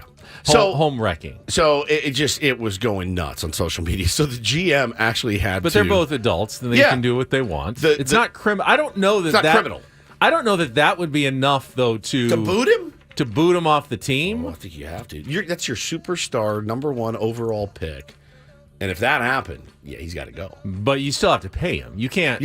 Void his contract. Well, that's what so he did something enough. I don't think that's enough to void someone's contract. I don't think so. A consenting relationship with someone, whoever it is, even if it's the mother of another player, you can't just. You're not going to go into a court and say, "Yeah, we got rid of him because he had a consenting relationship with another adult person." Well, on his own time. The GM came out, Kyle Davidson, and said, this does not involve any players or their families, and anything that suggests otherwise or anyone that suggests otherwise is wildly inaccurate, and frankly, it's disgusting. This has been a tough situation. I understand you wanted answers. It was important that we took all the necessary steps before sharing more. So really, nobody knows what Corey Perry did. They just said it's a workplace matter. So very much in the dark there in Chicago about, but again, rest easy if you're Connor Bedard, allegedly. Finally, a little do this for a Wednesday. DD mega do-do. And maybe this is more for me than anyone else. I feel like this is a bit self-serving, but... He is back. He's back. Tiger Woods He's back. Is actually on the golf course right now, playing in the Pro-Am for the Hero World Challenge in the Bahamas, and will play in his first competitive tournament since withdrawing from the Masters back in April Then he got ankle surgery, more surgery on the ankle that he injured in the car accident a couple of years ago. He did say yesterday, did a press conference in the Bahamas and said his ankle feels pain-free.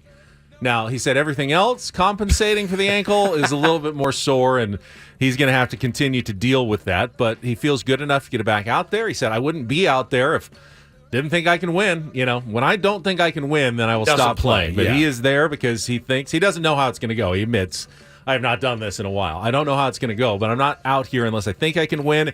He even speculated, people saying, are you just going to play maybe the Masters, a couple other tournaments?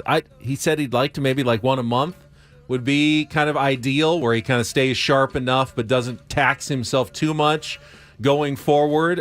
48 years old, but he feels like he can walk, he can get around. He's also going to play in that father-son next month with Charlie, like he's done the PNC down in Florida, which is a little more of an easy event. I think they can even use carts if they want in that one. But he's got to walk in this one. Small field, he's the host, so not a surprise that he comes back for this tournament. But for the Tiger Woods fans out there, he will be back on your television screens tomorrow. I think they're going to have coverage on like Peacock. And what time? I think he tees off at like 9 a.m. our time. So we'll late in the show tomorrow. About an hour from 9 to 10. You don't care much? I mean, it's not a major anything. Right. I'll be curious to see how he plays. Sure. I'll look at the highlights later. Yeah, he's a heavy underdog in his match if you're a betting man. Yeah, I mean, it's like a 20-person field. It's a small event. Yeah, small event. Yeah. He the Charlie Woods story is going to be interesting. It's going to be very interesting. His golf team won the state title. They did. Now, I think he was like the number 4 or 5 player on his team, though. He's not like the dominant junior golfer in the country. He does have the most recognizable name of any junior golfer in the country, though, and he's certainly good. Beautiful swing. Yeah, certainly good. Tiger, I've been watching some of the videos swing. It looks a little different, but still good, still striping the ball, and he hasn't forgotten how to play golf, to be sure. Saw him doing a one-handed putting drill yesterday. It was one like, after the other. Like golf porn is what it was. It's just boom, boom, about 8 feet. Yeah.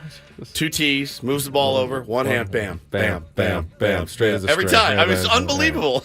So guy still knows how to play golf, even after everything his body has been through. I'm excited for it, and I think that's worthy of a do this. Bet. That is a don't and do this for a Wednesday.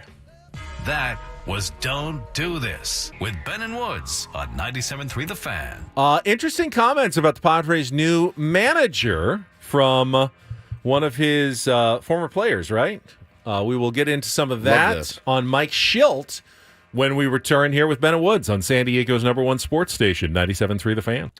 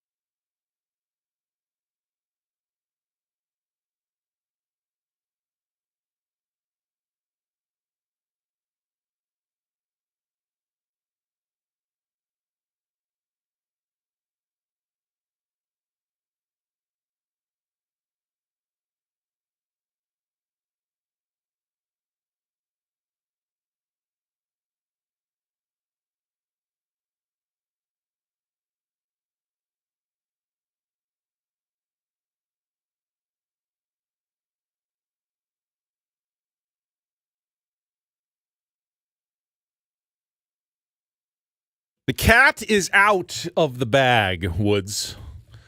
It is official. San Diego State has just sent out a release announcing Sean Lewis as their new head football coach. I think they were hoping to create some teaser situation. In fact, they sent out a video last night of a private plane landing at Lindbergh Field and the jet pulling up and the door opening, and then right before whoever emerges, they cut and go, we'll find out tomorrow. It's a good bit. It's like, except it's already been widely reported for hours that it was going to be Sean Lewis, the offensive coordinator for the Colorado Buffaloes. That's when you're like, no, we put this video together. Damn it. We are sticking to the plan. We're going to use it. We're going to send this video, this teaser out. Quote from J.D. Wicker. I am thrilled to welcome Sean Lewis and his family to San Diego State University. He's a coach with immense talent, and I'm looking forward to the excitement that his teams are going to generate at Snapdragon Stadium. Quote from Sean Lewis, San Diego State University, my family and I can't express how excited we are to be joining this incredible community. Looking forward to partnering with all of you in serving and leading our amazing football program. The time is now to support and make Snapdragon Stadium the place for fast, physical, fun Aztec football. And fast, physical, and fun are all capitalized in that sentence, if that makes any difference to you whatsoever. Excitement, fun, I think are the going to be the catchwords here, because that was something that's been sorely lacking from San Diego State football the last couple of seasons. There's no question about it. What are the terms of the deal? Has that been discussed?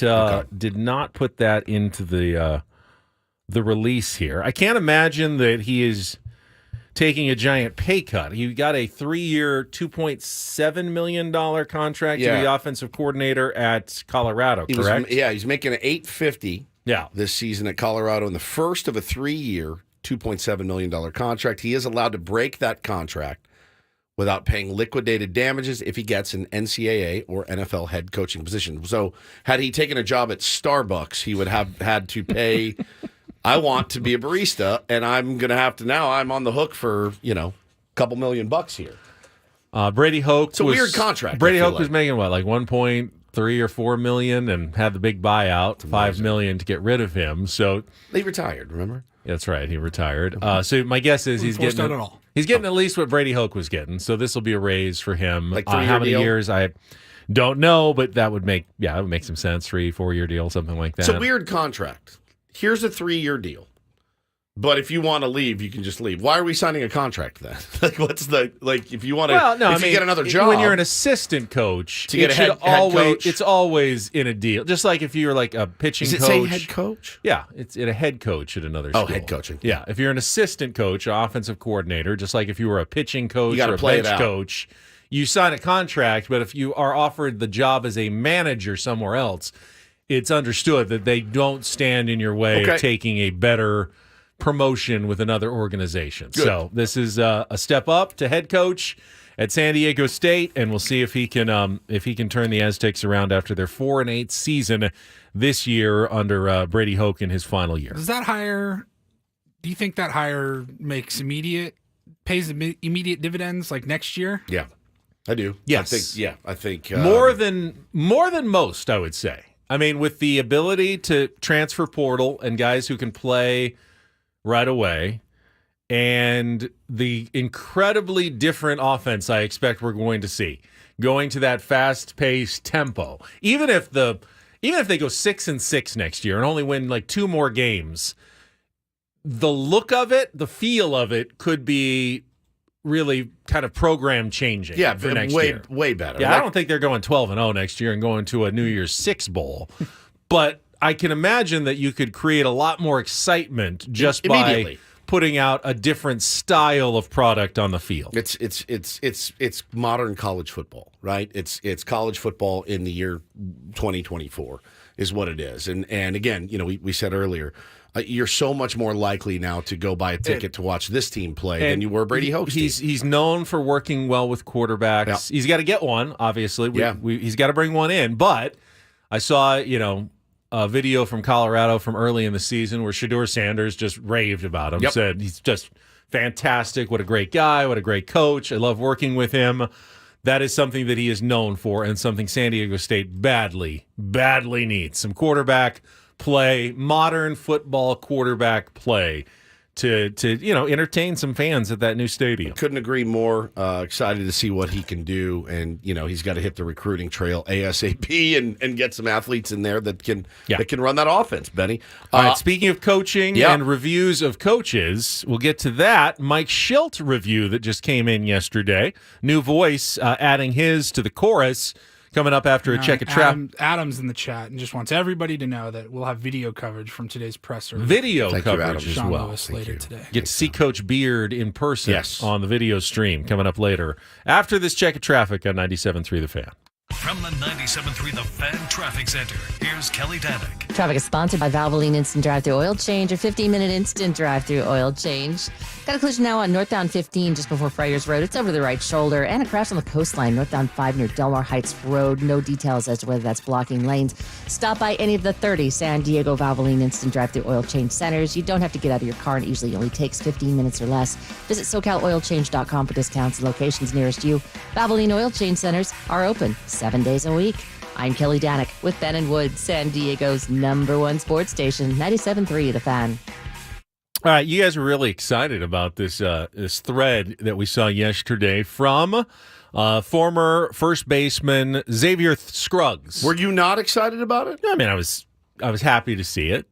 Scruggs played for Mike Shildt with the St. Louis Cardinals when he became the manager in 2018, correct? Yes. Before he went on to the Miami Marlins. So he was in the minor leagues maybe with Shildt in the Cardinals organization, because I think he was already with the Marlins by the time Shildt became the manager of the Cardinals. But either way. Somebody asked him what level he played. You were a Cardinal? What level? He said every level. So, I don't know his stats, but I've seen Xavier on MLB Network a ton. And this is kind of what he said. Should I like summarize it or just read it? You tell me. You can just read it, honestly. All right. We can break it down. I'm exhausted. Local guy, too. I'm exhausted. Poway High School. I'll do this. Yeah, I thank you for getting that in. Because it that really adds to You're welcome. the flavor of the story. Okay. Xavier Scruggs. Well, I mean, I think it gives more credibility to some parts of the audience, knowing he's from here, so he probably cares about the Padres a little bit. Okay, maybe. I don't know. Fair enough. All right. Should I go now? Yeah, go ahead. I'm very tired, so just bear with me. Mike Shildt was just recently hired. I need some music in the background, Paulie. Campfire or something, some sort of music to read this epic saga. This is like... We should have like a music wheel, like a topic wheel, or just something completely random. Play some Slayer behind me. Mike Shildt was just recently hired for the manager spot for the San Diego Padres. Now, I know I'm usually quick with the baseball trends, but on this occasion, I wanted to take my time before diving into an immediate reaction of the hiring. Reason being, I played for Shildt. I feel like I have a really good sense of who he is, not only as a manager, but who he is as a person. Before that first sentence, I was worried for a second. Like, I wanted to, before I totally ripped Mike Shildt to pieces, I wanted to put my thoughts together and not just have a knee-jerk reaction. I was actually worried about this when I started reading it. No doubt. He says, I wanted to really dive into why this hire is a game changer for the Padres. Here are 3 reasons why Mike Shildt is the best thing that could have happened to this franchise. 1, unparalleled coaching wisdom. During my 32 years in baseball, I've had my fair share of coaches, but playing for Shildt was a whole different ballgame. He's not just about the X's and O's. He's the epitome of a true student and teacher of the game. Shilt's attention to detail, which we've heard about, is unmatched, not just in strategy, but in understanding each player's personality. It's kind of coaching that goes beyond the field and shapes players holistically. Okay? Where it is. Okay. Integrity in every fiber is number 2. Shilt's commitment to integrity is a game changer. He's not just a man of faith, though that's a big part of it. He instills a level of integrity that sets the bar for everyone around him, players and coaches alike. It's not just about the game. It's about being a better person. Let me tell you, having that kind of influence in the clubhouse is something every team dreams of. Number 3, leadership redefined. Leadership is more than just a title. It's about trust. Shildt defines leadership by fostering the ultimate level of trust within his team. It's not about going through the motions. It's about intentional, purposeful leadership. He does not sugarcoat things or play politics. Shilt's only mission is to make everyone around him better on and off the field. So Padres fans, get ready for a new era led by a coach who's not just in it for the game, but for the people. Hashtag bring the gold. I mean, what a ringing, endorsement of Mike Shildt. Again, from a former player, and we've been in since we talked to Mike Shildt. I thought Thought he was great in his interview. Again, he's going to be judged like every manager on wins and losses. Not, wow, you really molded some good human beings there, which is a part of it. When you say molding, though, I think of high school coach, college coach, minor league coach. T-ball coach. Yes, thank you. I don't necessarily jump to Major League Baseball manager. Once you get to that point, part of me says the molding is done, and now it's time to just win baseball games. You're telling me Torey Lovullo hasn't helped mold Corbin Carroll? You're telling me that who's another young up-and-coming superstar? They're molded. Bob Melvin's of the world mold Matt Olson, Matt Chapman, guys like that. You're saying the molding process is ongoing? I think it never stops. I mean, I think there are players that are probably unmoldable, right? They're like, hey, not me. I'm unmoldable. And there's some that are completely molded. There's some that are already molded. And there's going to be 4 or 5 guys in the Padres clubhouse, you guys, that Mike Shildt isn't going to have to do a daily touch with.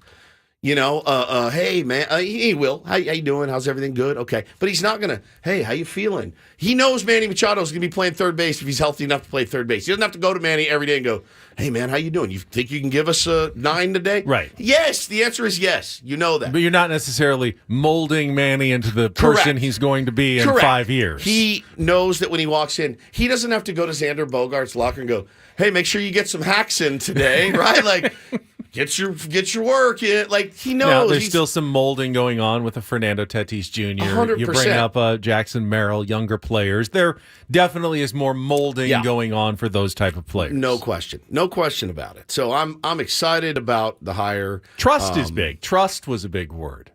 Felt like maybe the Padres lacked some trust in their clubhouse. Oh, I think so. Yeah. I think so. I think that's fair to say. And, we're not in there, but based on everything we've heard and read, I think that's a pretty fair assessment. I liked this a lot. And again, you could you find a player, Ben, that played for Mike Shildt that could write an opposite thread? Yeah, you probably could. I haven't seen it yet.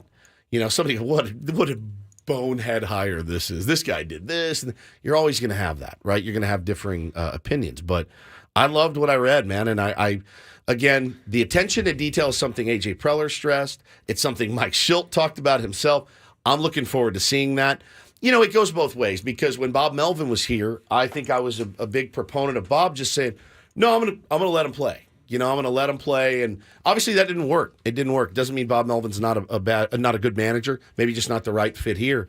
The other thing you have to think of, and I don't want to say to our audience and to you guys and everyone listening, I don't want to say you have to take all this with a grain of salt. I don't want to say that. A manager needs to be allowed to manage, and he needs to be allowed to, get his hands in the clay like Paulie did over the weekend, making his ugly ass bowl that he butchered. Paulie needs somebody to, Shildt needs somebody to let him actually mold these bowls and let him work. So that's going to be part of the thing with A.J. Preller this year is, all right, this was your guy. You hired him. Let him do his thing and see what he can do. I would imagine one of the toughest things about coaching, not just baseball, but any sport, really at any level, is everybody, Mike Shildt obviously has his idea of the best way to do things. Woods, you have the idea of how to mold your T-ball team and how you do it. But you always have to know that no matter what you're coaching, there's never a one-size-fits-all approach to every player. Different people respond to different motivations and strategies. And if you treat every person the same way, like this is the Shildt way, this is the Cardinal way, this is the Padre way, yeah, maybe that works for 70% of the guys. But what do you do with the other 30%? You can't just cast them all aside always. Sometimes you have to tailor your approach for different guys. Some guys need more attention. Some guys need less attention. They work better on their own and yeah, good. All right, we're just moving on to the next guy in the locker room. And you do have to have that attention to know how to handle different players in different ways. And we've said it from the get-go. Whoever the next manager, this is what we were saying 3 weeks ago. Whoever the next manager is, if you're Manny, if you're Xander, if you're Nando, if you're Cronenworth, if you're Ha-Seong Kim, whoever it is, you have to buy in. And you have to buy in from day one. And don't know that you didn't with Bob Melvin. Don't know. I'm pretty sure you didn't with Jay Stingler. But, you still won some ball games and had a little bit of success there. But it's going to take a complete and total buy-in from day one to get back to being a team that plays together for each other and all that. That's fair. If the manager has to adjust to players, players also have to be able to adjust to managers, knowing this may not feel like the way I like things, but guess what? The results are going really well. Maybe I need to be the one, I don't like him riding me every day the way he's riding me, but man, he's getting great results out of me right now. Right. You have to be flexible as a player as well and tailor yourself a bit to your coaching staff and your manager also. Yeah, no question. So, still, I remain really optimistic about it. Now, Mike Shildt's only going to be able to do what he can do with the right players, and that falls on the general manager. So when the opening day roster hits, that's when A.J. Preller will be judged for 24. Can't do anything about the 9 previous years. You can't. You just got to try to be better this year than you were last year. The roster that Mike Shildt's going to have is probably going to look vastly different than the roster Bob Melvin had. Can't do anything about it.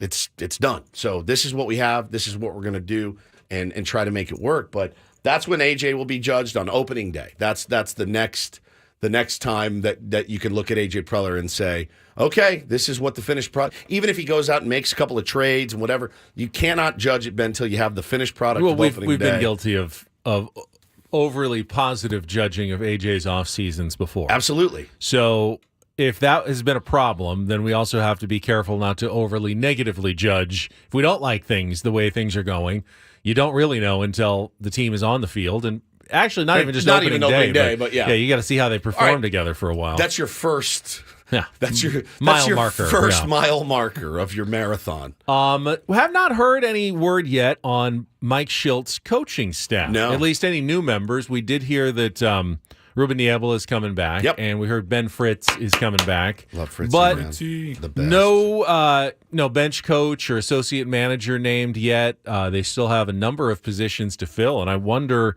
how that process is going, what kind of people we're going to see. Is he going to bring some people from the Cardinals organization, other coaches he used to work with, players that he may have managed in the past that are retired now? Will there be like a Cardinal flair to the Padres coaching staff this year, or is AJ going to have the larger say in who comes in and guys he's had his eye on for a while and kind of helping Mike Shildt fill out that staff? Do you want the majority of the say if you're AJ Preller, or do you just all right, you're the coach, so you pick your staff? I mean, with if Bob, it doesn't work out, they're all gone. Clearly, like half the coaches were AJ guys, half the coaches were Bob guys. I don't know if that worked or not, but that's how it went under Bob Melvin. My semi-educated guess is that it will be AJ Preller's choices. That's my semi-educated guess.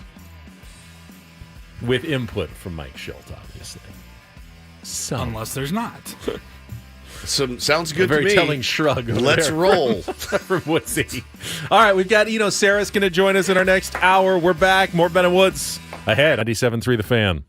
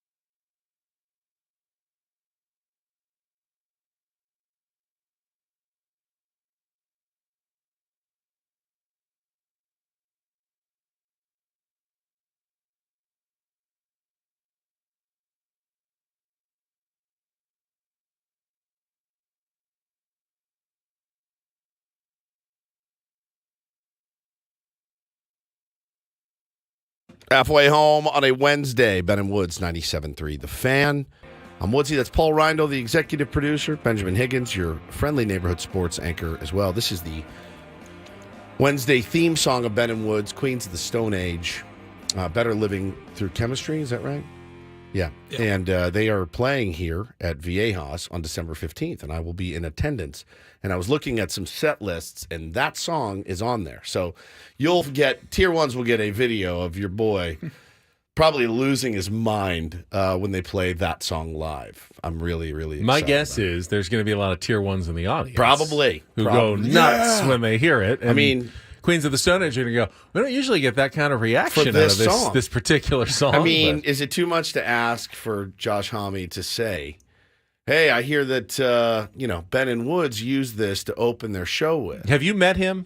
I have. You have met him. He's the guy that they were playing in L.A., and I went up there to see them, and I went to a restaurant before, and they were having dinner. The whole band, crew, in this like secret room. So I walk in being shown to my table. And I went, So I told you that it was one of the coolest or dorkiest things I've ever done, but I sent over a bottle of champagne to the table, like, because I knew who they were. And I told them, I've always wanted to do that too. You always see it in the movies. They send that to a young lady a drink. Tell her it's from me, right? Well, that's creepy. That's very creepy. I've never done that move either, but I sent over a bottle of champagne. And then I just ate my dinner and I waited. All of a sudden, a couple guys walk over to the table. It's Josh Homme, the lead singer, and it's Jack White from the White Stripes. I did not know Jack White was there. He I did not see at the table. I just thought it was the band. He was there hanging out with them. And you recognized him. It wasn't like... the minute he walked, I was like, and Josh was really nice, but also had a show to do. And was like, hey, man, thank you very much. Shook his hand. And then Jack was like the nicest dude I've ever met with the softest, biggest hands that you'll ever see in your life, ever. And he was so kind. And I was like... Did he caress you? He did not, but he gripped my hand in such a way that it swallowed my hand, but his hands were so soft. Like... Does he play the guitar? Yes, he plays guitar the piano. Players usually have calluses all over the place. Now that's his strumming hand. Okay, So, but he was so kind, and so yeah, that was one of the highlights of my radio career. Certainly is, and then I went to the show, and they come out, and they start with this really, really up tempo banger of a song, and I look to my right. And it's Juliette Lewis there. And she's right next to me, jumping up and down, freaking out. Went down to grab a beer, and I ran into Badger from Breaking Bad and had drinks with him and his wife. Went outside to smoke, and I saw Dexter, the guy that played Dexter, sitting out on Anthony Michael Hall. No. It's close, I think. Michael Hall. Michael C. Hall. C. Hall. On the phone. Anthony Michael Hall was Brat Packer. Correct. He was on the phone. I'm like, good Lord, man. The stars were out in Hollywood that night. So. I think I would vote, maybe for the new year. New year, new Ben and Woods. I would change that to our everyday theme song. I would too. No offense to the Stones. We can't do it this week. We're giving away Stones tickets. Fair. We got another pair to give away in the second half of the show here. Stay tuned for your chance to win coming up. But if you ask me, I get more fired up when I hear the Wednesday Open. It was like our playoff. Of the Stone It was our Age. playoff run. From obviously a couple of years ago. Didn't get to play it during the playoffs this year because we didn't make the playoffs, as you know. But no, I get really, really pumped. I have like 9 new intro ideas for the next year. So Paulie's like, great. Can't wait to spend my time off during the holiday break. Paulie, I need you to do this one too. This one is only if we win by 2 runs. So play that one for next year. We should do a topic wheel of opens. Topic wheel of opens. What are we playing today? Here on Ben and Woods. So you're facing the other way, but above you is the television. We have MLB Network tuned as we usually do in the morning. Is this Juan Soto news? Because I've got Juan Soto No, this news. is a bit that I think you would enjoy. Okay. So they had a graphic up a minute or two ago, Matt Vasgersian's hosting in studio, and they put up the graphic, and they said, we have had 16 hot stove shows so far. So 16 shows, presumably, since the end of the World Series. You know, they're on Monday to Friday every morning with their hot stove show now that the offseason is underway.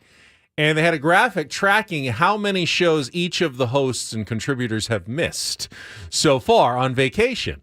Harold Reynolds leading with 10. He has missed 10 of the 16 Hot Stove shows. Matt Vasgersian, meanwhile, has missed the fewest. Only 3 of the 16 Hot Stove shows. I think Lauren Shahadi had missed 6 of the shows. And wow. They're keeping track, and I know that seemed like right up Wood's alley. Like, oh, if he could have a graphic to show how many times Ben has been on vacation this year, over the course of the year, we could just keep a running tally, and Paulie's going to put it up on the YouTube stream next year in 2024. I don't like that bit because I think I would beat you this year. I think you might actually have more. I want to see that graphic this year. Vacation Woods has been a thing this year. Got it. A little bit of an update, I guess, if you want to. Put your belief into this tweet that just came out. Talks between Yankees and Padres about a Juan Soto trade have progressed to the point of exchanging names on players. Per Andy Martino from SNY. What were the talks before? Hold on.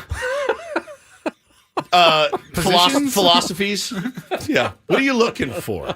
Well, no, it's true, probably, right? What are you guys looking for? Well, we need pitching. Well, yeah. Okay, we'll trade you a pitcher. And the Yankees are lefty, righty, starter, reliever. And we're interested in Juan Soto. So, that's off the board. That name probably already came up at some point in the early preliminary Juan Soto trade discussion. That's my favorite nothing burger of a report that we've had over the last month about Juan Soto. This is the other part, though, is San Diego's initial ask was very high, and the teams are not close to an agreement. So it has progressed to the point of exchanging names on players, but San Diego's initial ask was very high, as it should be, and as it needs to stay. You are in no, as far as we know, no dire situation I think you've mentioned this before, but if you're a GM and you've got a pretty desirable commodity that you're talking about trading, and your first ask, you go, all right, let's see. We like this guy, this guy, this guy, and this guy. And the other GM instantly goes, yes, we'll do that. You're going, oh, God. Oh, can I? No, never mind. Take it back. I needed to ask for more. That's not enough. You have to way over ask in the beginning. Has it ever happened, I wonder, where a guy calls, he goes, all right, we're going to give you so-and-so and so-and-so for so-and-so. Done. Yes, sounds good. I would be instantly wary. Why did you say yes right away? You almost have to do the, I don't know. Hang on. Give me 10 minutes, I'll call you back. Like the Moneyball scene. It's the best scene in the movie by far. And makes your head spin. Save sir. Well, I got the Mets on the other line. They're interested in Benefro. You can't even, the dialogue itself, you couldn't even memorize that line. He was going to say something else. No, when you get the answer you want, hang up the phone. I need you to stock our vending machines too. My guy's paying for soda. I do wonder. I mean, that's literally, guys, the only team that continuously is brought up. Now, I think it's brought up by Yankee fans, and I think it's brought up by New York media. Are they trying to will this to happen? Obviously, Brian Cashman needs to make a splash. Brian Cashman needs Juan Soto, but Brian Cashman should have to pay through the nose to get him, even though he is a one-year rental. Now, from the Padres' perspective, while, yes, you've got a very valuable commodity and you need to hold out for a big asking price, you don't have the only commodity out there. There are other ways to make a splash if you're the Yankees without trading for Juan Soto. You can sign Shohei Ohtani. You can sign Yamamoto. Yeah. There are other splash. You could trade for Corbin Burns. There are... Alex Bregman apparently is on the block right now. There's a lot of splash potential in the Hot Stove League. So are you saying that you can't necessarily overplay your hand? Right. I feel like Juan Soto, though, is 4 aces. I feel like that is not a hand you can really You have to say, 100%. You have to say, this is who I want. If you can't give me these guys, don't call me back. I think if you're AJ Preller, your advantage is there are tons of teams that would take Juan Soto at the right price. Correct. Even for a year. There's very few teams that are completely uninterested in Juan Soto, like the Royals. Well, we can't pay him the $33 million in arbitration, but there's plenty of teams would happily pay for 1 year of Juan Soto at the right price. Now, you'll get to the point where there are GMs that go, I don't know if we can give up that much for 1 year of Juan Soto. That's a lot of our top prospects. That's a lot of our pitching. I can't do that. But everyone really starts that conversation, right, with AJ Preller? Yeah. Well, what are you looking for, AJ? Yeah, we'd like Juan Soto batting third for us all year or second for us all season. What are you looking for, AJ? I mean, that's an easy conversation to start with 29 other general managers in baseball. Yeah, no question. And the names that you keep seeing thrown around, Michael King, controllable pitcher. Jason Dominguez keeps getting brought up. Would they even consider moving Jason Dominguez, the Martian, made his debut last year, good debut, got hurt, but is, again, they're one of their, I thought, center pieces of the future. There's no guarantee they re-sign Soto. I mean, if any team's going to do it, Yankees, Dodgers are the first that come to mind. Like, bro, whatever you want. Well, we have it. We'll give it to you. I mean, old Woods would have said, prospect's a prospect. Yeah. And Juan Soto's Juan Soto. Even 1 year of Juan Soto. Don't hug on to your prospects. Yeah. Go for it now. You got a chance to have Cashman's been hugging legitimate top 5 player in baseball that can be in our lineup for at least 1 year, and maybe we re-sign him. Yeah, and who knows? Have a good chance, actually, probably. You feel pretty good about that if you're them. But, like, Cashman's been hugging prospects. Well, they just haven't been any good. That's the thing, too, is, like, what are you going to get with, again, Michael King? And I just don't know how much it moves the needle for me. But, look, if they're over a barrel and they end up having to do it, please get the most you can back for him. Not that I want him gone. I do not. But A.J. Preller, I do feel like Ben Soto, while there are other splashes, certainly, I don't know that there's a bigger splash than him. We talked about it yesterday. Ohtani, but we talked about it yesterday that the power position for AJ is truly the ability to keep Juan Soto. That is ultimately going to determine what he's going to get. Competition between the other teams is great. Hey, we got to outbid the Mets. We got to outbid the Red Sox or any other team that's interested in Juan Soto. But the ultimate trump card for AJ is, if you don't meet my price, I can always say no. Correct. And keep Juan Soto. So, he's got to, whether it's a bluff or whether it's real, he's got to continue to play that card. Got to. And go, I am under no pressure to trade Juan Soto. Even though he may be. Even though he may be. We all, and I'm sure that other teams are fueling the narrative from a lot of the national media members. Padres are in financial straits. Look at that loan. You don't think that helps other teams drive down the price a little bit on Juan Soto? Like, I think AJ needs to trade him. So we can put a little squeeze pressure back and go, hey, we'll walk away from the table now, AJ, and what are you going to do about it? And if AJ can't truly say, we're just going to keep Juan Soto, then, that's the bluff. And if AJ calls back and goes, all right, well, okay, let's talk about it again. You lose. You've got him. You do have to trade him, don't you? You do have to trade him. Now, all of a sudden, that offer's no longer on the table. So this is poker. This is the poker element of the offseason of being a general manager. You got to show, you got to act like you got a powerful hand that you're holding. You've got the cards. Even if you don't have the cards, you got to make sure the other guys think he's got 3 aces in there. He's got a full house.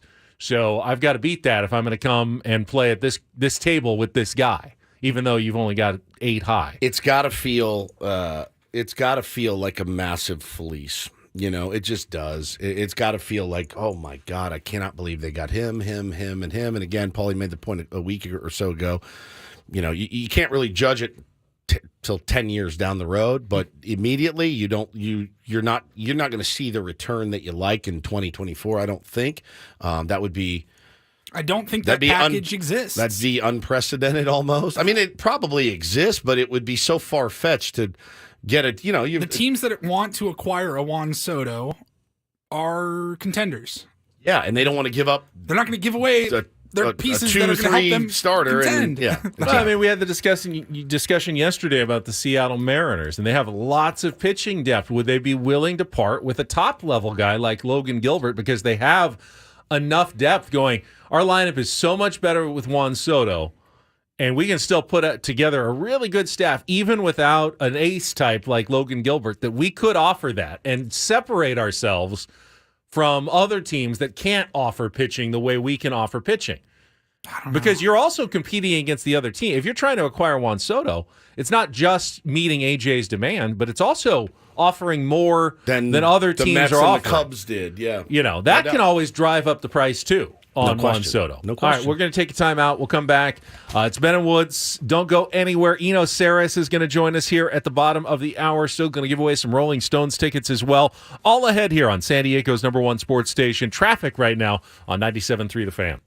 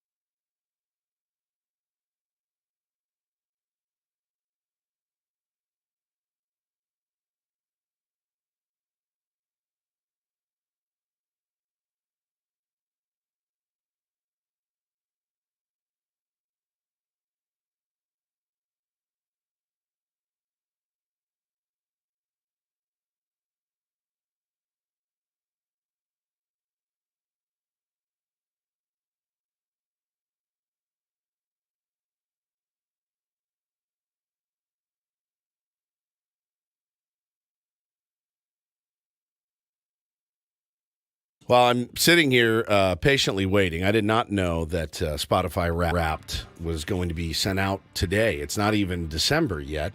And I think I'm the last person in America to actually get his because I have not gotten mine yet. You know how Paulie on SDSU rankings day or like when the Masters is on, he's gone. He's here. Has been you today. He's here in body, but he's not here in spirit. You're looking, you want the rankings, you want to beat. Refreshing. Yeah, refreshing. You want to beat people to the Aztecs are not ranked. You know, that's like your thing. It's like your passion. I do enjoy it. Yeah. You do, yeah. And like when the Masters is on, it's just constant updates of Will Zalatoris just birdied and like. Our next guest just got his Spotify Wrap and posted it on Twitter. Eno. You're kidding. Yeah, just put it up there. What is happening? You still don't have yours. I don't have mine. Is there a... Did you not pay the premium fee to get the early Spotify Wrap? Who are you talking to? Who are you talking to? You would pay so much to get it early? I would.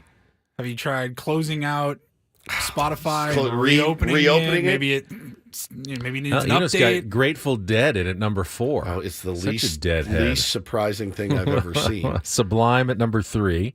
Hot Chip at number 2. Hot Chip's good band. And Foles at number 1. Foles, really good band. Yeah. Man, I'm now. Here's the other thing. I really enjoy every year seeing your people are like, I don't know if I should post this. I'm such a dork. Give it to me. I want to see it. I want to see maybe I can learn something about some of the bands that you like.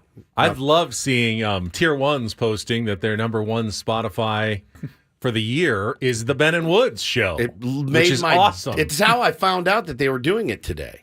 So I'm excited, but I'm excited, but I also want to be at the party. Everyone's at the party, but I'm not there. You guys get yours? I have not seen mine. Where does it come in an email, or does it come in? Do I have to open Spotify? Am I missing a tab, Paulie? Give it to me or something. Mine is nonsensical, though, because my 2023 Wrapped is here. You son of a bitch, really? Mine is completely nonsensical because I use Spotify to come up with take-on questions. Oh, he's got it. Oh, my God. Yes. All right, we got to go to break. It's 4 minutes early, but you guys talk amongst yourselves. You don't want to just read it live on the air? 2023 was a feast for your ears. You listened to 81 genres. I'm fast-forwarding. This year, your listening took you places. I don't know what that means. You played 3,911 songs, but you had room in your heart for more than one favorite. How many genres did you listen to? Like, what did it say?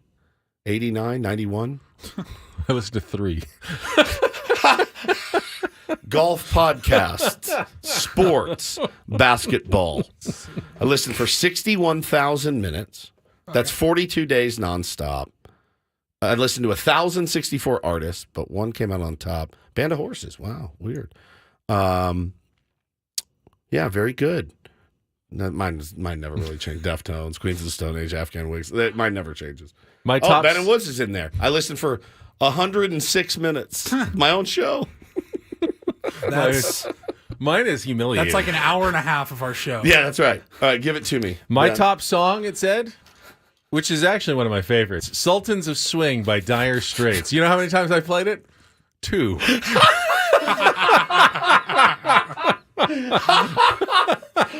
just had a short in my head. The only song I listened to more than once this year on Spotify. I'm speechless with that news. The only song you've listened to more than once. And it was twice over the year.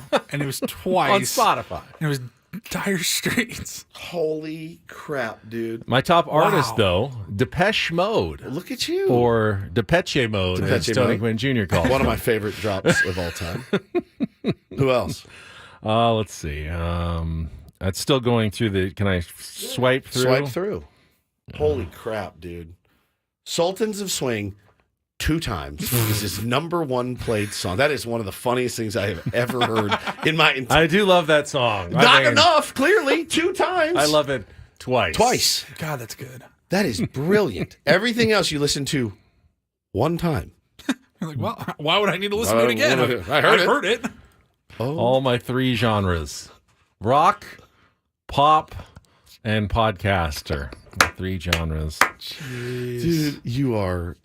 such a gem. It's almost impossible. It really is. Like it's almost impossible to not listen to the same song twice in a year, or more than one song twice. You're incredible. Like it's an incredible. And when did that song come out?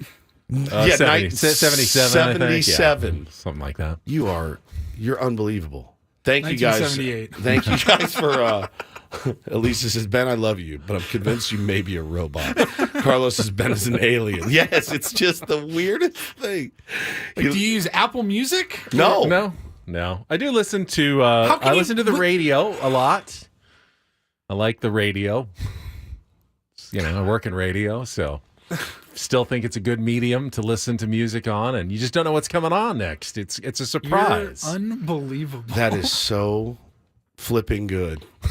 I'm like, oh, okay. So you do have a favorite song. Yeah. 50% more, 2-1 is brilliant. Brilliant, dude. All right, we got Eno's playlist too. He's also got some off-season thoughts. It's always good, a little one-off conversation with the Athletics. Eno Sarris, not his usual smart baseball segment, but we'll catch up with Eno on what's been going on with him and setting the stage for what could be a big week next week at the winter meetings. Two songs coming up next. 2 songs. On San Diego's #1 sports station, 97.3 The Fan.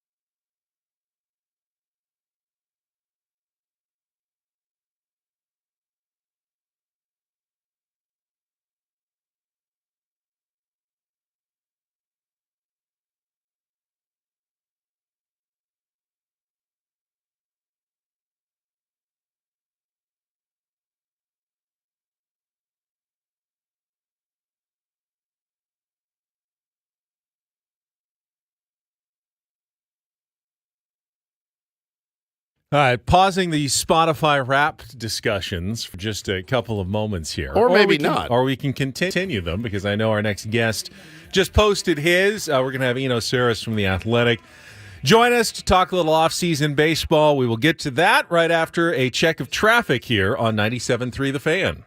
From the 97.3 The Fan Traffic Center, here's Kelly Danick. Traffic is sponsored by California Coast Credit Union.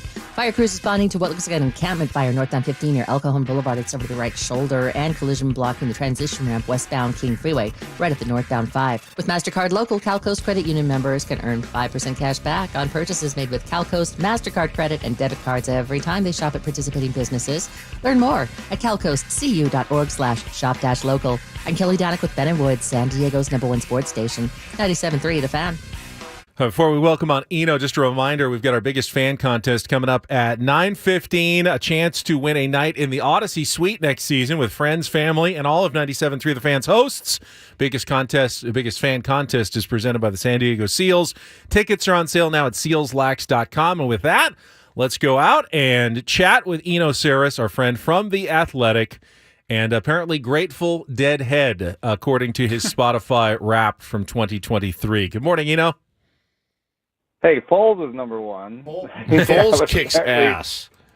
Apparently, I listen to music like people in Burlington, Vermont, which, having lived in the Northeast, it checks out. Really, a lot of marijuana bands in there, Eno. That's fine. We don't need to. It's fine. Craft beer style. I get it. How you doing, man? How's the off season been for you? As slow as it has been for us? Yeah. Just waiting for the big deals to come down. And I was a little surprised that some of the mid-level deals went in first, but I guess Sonny Gray's deal does not depend on what happens with Blake Snell or Aaron Nola or Shohei Ohtani. So some of those mid-level deals, they just, if you're going to get 1 and 12 like Lance Lynn, you don't need to wait around. Yeah. It's fair enough. And I wanted to ask you, though, about the center fielder from Korea, Jung Ho. How do I say it? Jung Ho Lee? Is that right?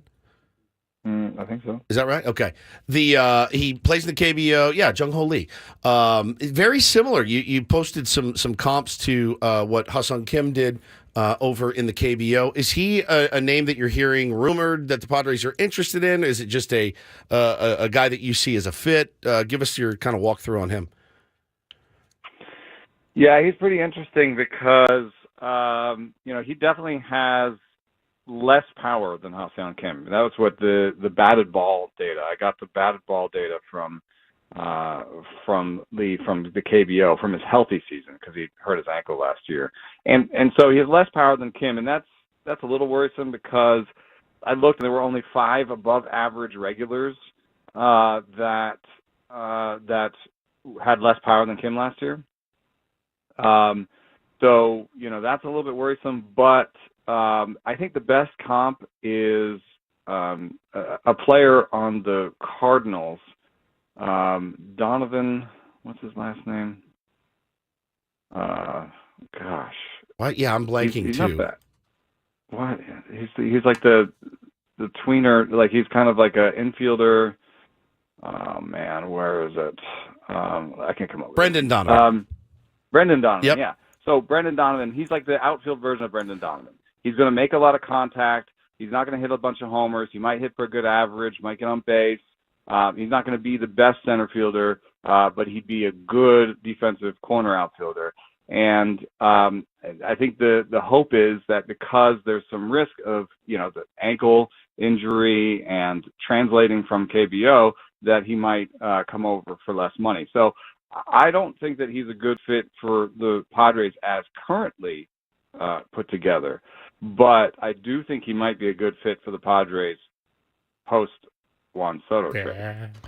We'll get to that. Eno Sarris is with us. I want to start with what the Padres need the most, though, and that is pitching, and probably more on the affordable level pitching, not on the Aaron Nola, Blake Snell level contract pitching right now. And we've seen a few deals already, most of them from the St. Louis Cardinals, coming through with, a $10 or $11 million deal. Kyle Gibson and Lance Lynn signing for that much. And then we saw Kenta Maeda go to the Twins for what was it? 224. 224. And I'm just kind of wondering, what does that mean for guys like Seth Lugo and Michael Wacha? Michael Wacha in particular, who the Padres declined a 2-year, $32 million option at $16 million per year. Was that a mistake given the way the market is shaping up? Would that have ended up being a bargain for Michael Wacha had they picked up that 2-year option?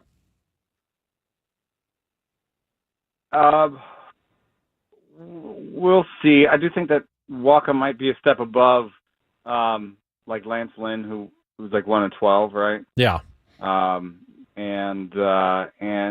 yet Kenta Maeda for 2-24. It'll be borderline. And I think the big thing for the Padres is just where they are. They need to get a bigger bargain than that. Like, it might have been a good deal when it comes to what the market will do this year, but they're gonna want to try and beat the market somehow this year. You know what I mean? And so they're gonna want to get the first Michael Wacha deal, not that option, with somebody else. So they're gonna go shopping in the Alex Wood, Hyun-Jin Ryu, Martin Perez, Wade Miley bin. Wow. And see if they can't, get the same sort of action that they did last year in a similar bin. Yeah, I mean, Ruben Niebla is going to have his work cut out for him pretty much regardless, next season. And I saw somebody make the point the other day that and they said it, and I've been thinking about it a lot. They said, look, a mid-level arms in San Diego, if the offense does what it's capable of doing, and even if Juan Soto goes, right? You still have some pretty talented offensive players, none of which had a absolutely monster year last year. If the offense does what it's supposed to, you could possibly get by, in the division. You could possibly get by to the break, the trade deadline. I made the point, if the Padres had an entirely 1 point higher ERA, they would have only lost like 7 more games last year. Right. If they had scored one more run, they would have won a ton more games last year because of the way, their run distribution ended up. Yeah, exactly. What the offense will do. Yeah. So, I mean, I think that's a big thing, is getting the offense sorted, and that's going to be difficult if you trade Soto. I mean, it's much better with him in there. The reported wiggle room of, $11 to $15 million is going to make things difficult. But let's say Matt Waldron is your 5, and then, for numbers 6 through 10, you're going to depend on those young arms that are getting close to the top of the system. And there's other teams that do similar things. And you have the minor league pitcher of the year, coming up. So you depend on the young guys for 6 through 10. Then that means you only need 2 pitchers, and maybe for $11 million you can do it. There's this Japanese kid, Uwasawa. I shouldn't say kid. He's probably 31, I think. But Uwasawa has a really interesting fastball that's would have spin and ride in the top 5% of the league. It only goes 91. But he's been working at Driveline. He's really interested in coming over. He could end up moving to the pen if some of those young guys come up, and it wouldn't cost that much. A guy like Alex Wood won't cost that much. And maybe you could add a third arm for that $15 million if you went and got like Wade Miley on a 1-7 or something. I actually think that you might be able to get all 3 of those names for $11 million. And then you could, or 12 or 15, they could keep Soto. Interesting, man. And so go ahead. It's not like how you dream it up. No, not at all. Not even in the slightest. Yeah. But talking to Eno Sarris from The Athletic, your sense on the Juan Soto deal, the only, it's New York media and Ken Rosenthal and John Heyman every day. I mean, it's like, he will be moved. So we're obviously, in a bit of panic mode, trying to brace ourselves for that tweet, that feels imminent at this point. Give me your best guess percentage-wise on if he's moved in the next few weeks here, I think, there's a lot of noise, but you never know. the way that sourcing happens and rumor season happens, you're slave to who you're talking to. Yeah.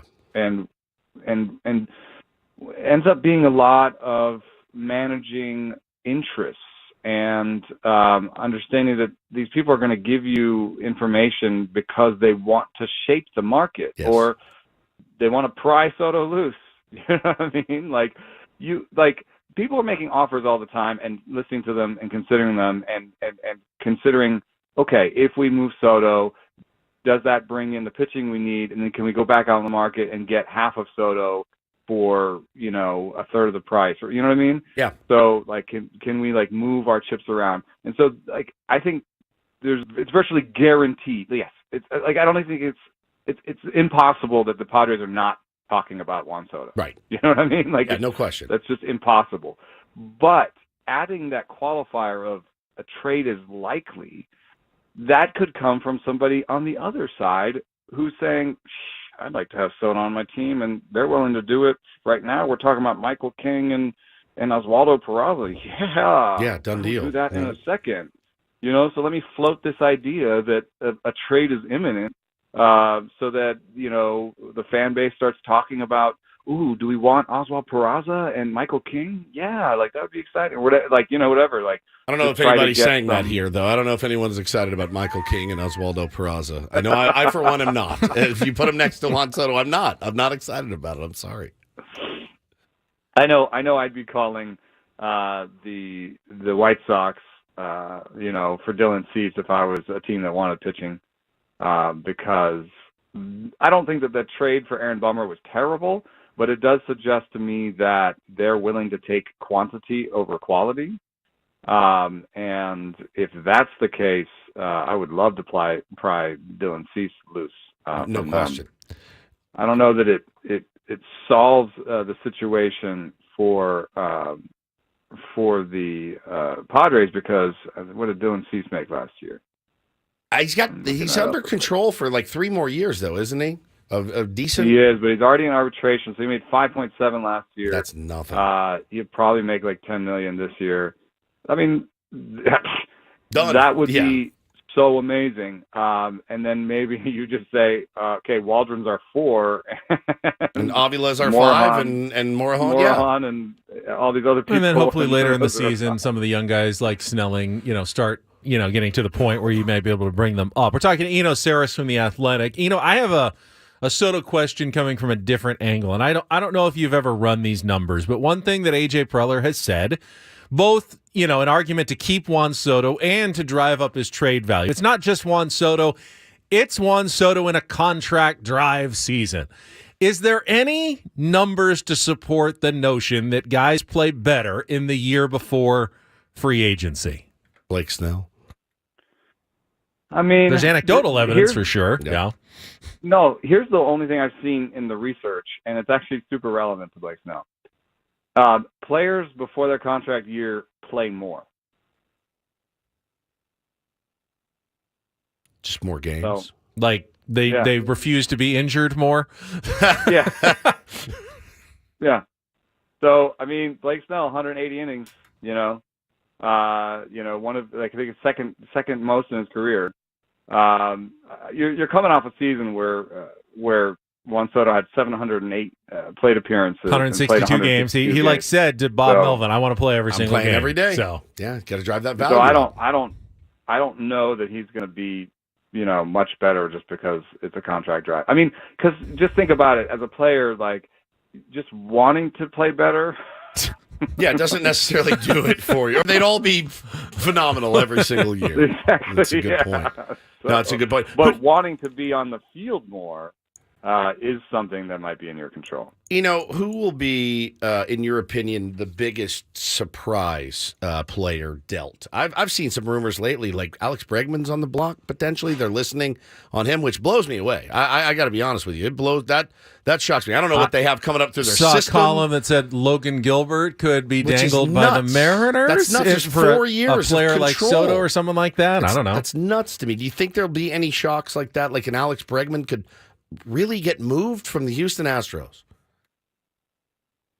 Yeah, I mean, I think that the team that mostly does these surprises is the Rays, where they trade Willy Adames all of a sudden. Yeah. So here's one for you, maybe like Randy Arozarena. I would like him. Here's one that much. nobody's talking about, but he made $4 million last year. He's gonna make $10 million next year. Somebody might give you ransom, might give you a lot for him, and that's something that the Rays have done in the past. Now, I'm not predicting that it's likely, but I think that would be a surprise to everybody, and it's not something that you're hearing rumored. And they're a team that does something like that. The Orioles seem set up to surprise us this way, in that they have people. They have like young stars at every position, and they're actually sort of too deep in places. So could Cedric Mullins be traded? Now, I'm not saying that these are sourced rumors. These are. I'm just trying to answer your question of like, what would be a surprise? You're looking at depth charts and areas where that was the Mariners' argument, that they have so much pitching that they actually could offer top pitching and still have a deep rotation. Yeah. So they have extra infielders with Jackson Holliday coming up in Baltimore. So it's not as big of a name, but Jordan Westberg, came up. They could trade some of their young bats for young pitching or just team control pitching. Maybe they're the Dylan Cease destination. So I think that there might be something like that in the works, because yes, the pitching market it's robust, but in terms of like plus stuff guys, we've just seen Sonny Gray go. He had the second best stuff among pitchers that was available, and Blake Snell has the best, and then you're kind of shopping in Seth Lugo, Michael Lorenzen, Marcus Stroman. They're the next guys that have above average stuff, and they just barely have above average stuff by my metrics. So, going and getting Dylan Cease is probably the best option other than Blake Snell right now. Awesome, man. Framing the off-season market a little bit with Eno Sarris from The Athletic. Great stuff. Eno, as always, enjoy more of your Spotify playlist, and we'll talk to you again maybe after the winter meetings at some point. Are you guys going to be at the winter meeting? No, Sammy. No, we're sending. Yeah, Sammy's going to be a proxy there that will actually do some work there. Yeah, and not just get drunk on Broadway. So, yeah. Well, I'll give you guys a call from the winter meeting. All right, good. Thank you, buddy. Appreciate you. Eno Sarris from The Athletic. That's great. He's going to be there. I didn't know if he was going or not, but we saw him last year, so why wouldn't he be there? Remember he jogged over? He had to sprint over? No, that was so funny. And he didn't know he was on the air. He didn't know he was on the air, and then finally he goes, oh, have I been on this whole time? Yeah. Hey, we're just like, so how you been, man? He's like, yeah, pretty good. Pretty good. Thought we were like, I'm like, hey, let's do this, dude. No, we're on the air. This is it. This is the last 4 minutes like of our show. 9:51. He forgot his bag at his hotel. He was staying further in the gas lamp, and he just booked it. God, that was funny. Oh, that was hilarious. Okay, we've got 1 hour left. We got Biggest Fan. We got Rolling Stones tickets. We've got the Reindl Report, including a pretty big bombshell out of the NBA yesterday involving Mark Cuban. All coming up next on San Diego's #1 sports station, 97.3 The Fan.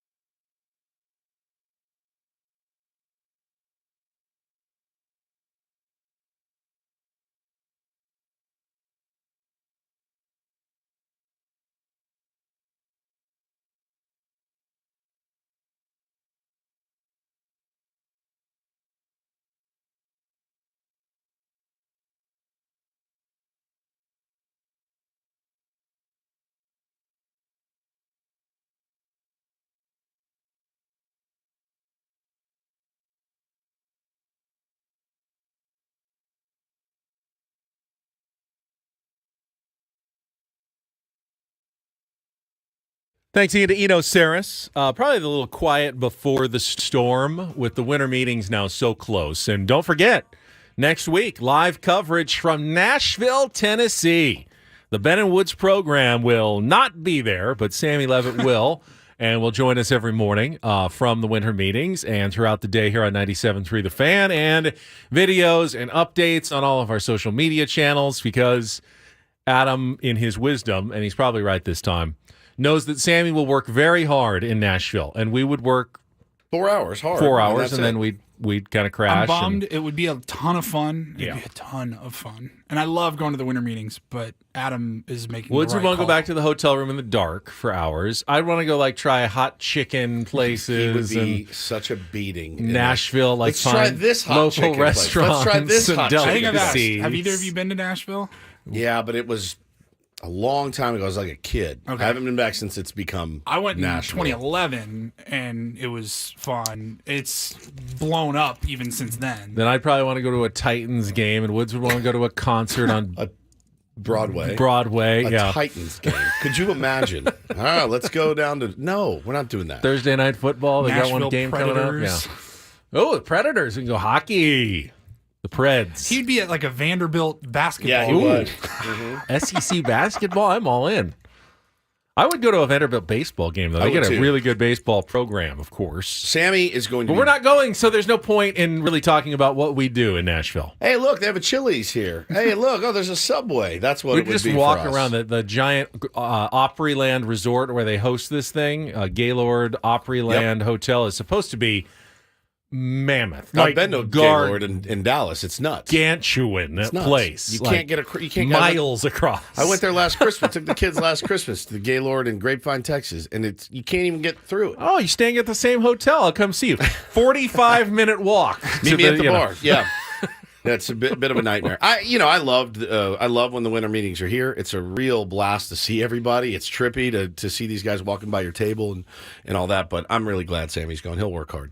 Yeah, and we'll get updates every single morning next week from Nashville and the winter meeting. So, but I think we're in that little quiet before the storm now. You might see a couple of moves before, but at this point, I think everyone feels like, hey, face-to-face, we're going to get some more business done in our hotel suites and, meeting the agents in person next week in Nashville. Are we glorifying or over-glorifying the winter meetings? I don't think so. No? They can sometimes be overhyped and a disappointment. Yeah, I guess it kind of is like a coin flip on whether it's going to be full of reports and trades and all of that. But I think the last couple of years have been pretty active. Yeah, I don't. When there wasn't a lockout. It's just like any business. You go somewhere to a conference, you want to get some deals done. You feel like you want to get some stuff done while you're there. Like any CEO, a general manager has things that he needs to complete this offseason. Before spring training, I need to set my roster. You can't just wait and not do anything until the last minute. You have to get some stuff done. And the winter meetings is a place where you can get some stuff done. You can finalize some free agent deals with agents who are all there, meet guys in person, consummate trades, or at the very least, get really close. Hey, we're just a couple names away. We'll touch base when we get back home on the phone in a couple of days. You may not get the announcements at the winter meetings, but you will absolutely get a lot of the deal brokering and the work done of the offseason at these winter meetings next week. I look forward to it, man. I look forward to seeing some moves. I've said it before. I'll say it again. Baseball needs an end date. There needs to be a hard date on, and this is, that's how you grow. That's. I think if they did Monday through Thursday are the winter meetings, and that Thursday was the deadline. Yeah, man, it sparks. It's deadlines. Spark I know action. you like that, but the danger then is who talks about baseball? You talk about for a week all the great moves, and then it's December 15th, 20th, and all right, spring training is 2 months away, and there can be no more moves. Everything's locked in. No more hot stove. No more speculation. They like the speculation going on. Yeah, I guess they do. It's probably better for business. It sucks for us. I just want it done. I want it done. You're just impatient. It will be impatient. fine. There will be news all off season. We're just waiting another couple days before it really gets going. Should I do another silent protest until they make some moves? Because I'll do that. Because I'm if you want to do exhausted. it, if you want to do it right now, go ahead. Okay. Because Paulie is got a Reindl Report. Perfect. And get things started here with our today's edition of the Reindl Report. Now tuned into the Greatest. Welcome to the Reindl Report with Paul Reindl. Hi, Paul. All right. 2 stories from the world of sports that we haven't gotten to yet. We'll start off in Major League Baseball. And 1 story that you didn't know you needed. Are you laughing, biatch? It's the Reindl Report. Hey, Paul, how you doing? Okay, how are you? On 97.3 The Fan. Are you ready to bless the mood? I need some help, please. That was good. Can I get a oh yeah? Oh yeah. All right. All right. Fire me up, Paul. I will fire you up. Let's start. Pretty big story yesterday in the sports world in basketball. So, yes. Mark Cuban, who I think not like earlier this week announced he's going to be leaving Shark Tank. He's going to do 1 more year there. I've never seen it. Is it any good? It's not bad. It's not it's one of our ABC products. People and, pitching ideas. And yeah, stuff. I mean it's a little cheesy, and you'll groan at some of the product ideas and pitch people, but I feel like that panel, Cuban and the other Sharks, are pretty savvy with the advice they give, and it's interesting stuff. It's a good concept for a show, for sure. But in the sports world, he is now selling, according to reports, the majority stake of the Mavericks franchise to billionaire Miriam Adelson and I think their casino family, money. Right? Yeah, Sheldon Adelson's widow and the Sands Corporation, who are selling like a $2 billion of shares of stock so they can buy part of Cuban's ownership of the Dallas Mavericks. The Mavs were last valued by Forbes at roughly $4.5 billion. It's nuts. He is selling the majority of the stakes to the family for $3.5 billion. Are they keeping it in Dallas? Yeah. They are. Yeah, I don't think anything's really changing. He said that they're not moving out of Dallas. And this guy going to remain the controlling owner of the team and still have all of the same control that he had. I tweeted. He's having his cake and eating it too. Literally. Yeah, he's getting billions, and he gets to make all the fun basketball decisions still. But this is just the tip of the iceberg on this story. Did you see what the speculation really is? Yeah. That Mark Cuban's leaving Shark Tank and selling his controlling interest in the Mavericks because he's running for president next year. If he was running for president next year, wouldn't he give up basketball operations? Because maybe if I'm voting for someone, like, you have a side job, but then you deliver weed for March and Ash, and you're also running for president. If you really want to get into the intrigue, the subplot is the reason for his political interest is that the Adelson family wants to build a casino and arena in Dallas, but they have to get gambling legalized in Texas, and they need Mark Cuban's help to lobby and use his influence and money to get the Texas government to legalize gambling so they can build this giant casino arena for the Mavs in the heart of Dallas. So this is what lobbying money does when you have billions, and this is what you're trying to do with it. So so far beyond our normal person level that we have here. It's hard to even fathom. It really is the ripple effect of what this is going to be and mean. But for him to sell the majority stakes for $3.5 billion and then still get to do everything he liked, you lose nothing. Doing that. You lose. Hey, we like how you run the team. Here's $3.5 billion. Just stay running the team, but here's a buttload of cash. Now, did you see good for him to catch a break. The hand-wringing last night in the NBA as well? It was the last day for the in-season tournament pool play. Yeah. And so a lot of the games came down to the tiebreaker, the points scored differential. Yeah, differential. So you had a bunch of teams like the Knicks and the Celtics who didn't need just to win. They needed to win by 25. So they had their starters in the fourth quarter just pounding these teams, and they're going, I don't know if this is great. I think it's awesome. It's professional sports. Once you get to the professional level, if a team wants to play their starters in the fourth quarter and beat you by 60, go ahead and do it. You've got no excuses. You're paying your players too. So I loved it. The Warriors needed to win by 12 over the Kings last night, and they had it for a while. Completely biffed it in the fourth quarter. Ended up losing. You would have been proud of me. And Sacramento goes on to the tournament. You would have been proud of me. I got a tip last night from our pal Dan, who works over in sales. He said, Warriors money line. Hammer it. And I looked at it, I go, I'm not betting NBA. You saved a lot. They lost by 1 in the end. I'm a degenerate, but I'm not that bad. You were smart not to. So the quarterfinals are now set in the first ever in-season tournament. In the West, 1 seed, the Lakers. Somehow they win all their tournament games, but not any of their other games. They'll play the wild card team, the Suns, and then it'll be the Kings and the Pelicans in the other quarterfinal. In the East, it's the 1 seed Bucks against the Knicks, and then the 2-3 game is the Celtics and the Pacers in the quarterfinals next week. Just to be clear, that was a story on Mark Cuban that Ben turned into Lakers. He literally grabbed that bull tournament by the horns and was like, you give basketball, Ben, just a tiny crease, opening. I can just right to the hole. I just go right to the baskets and slam it home. All right. College football, you knew there was going to be a shakeup after the big game between the Ohio State and Michigan.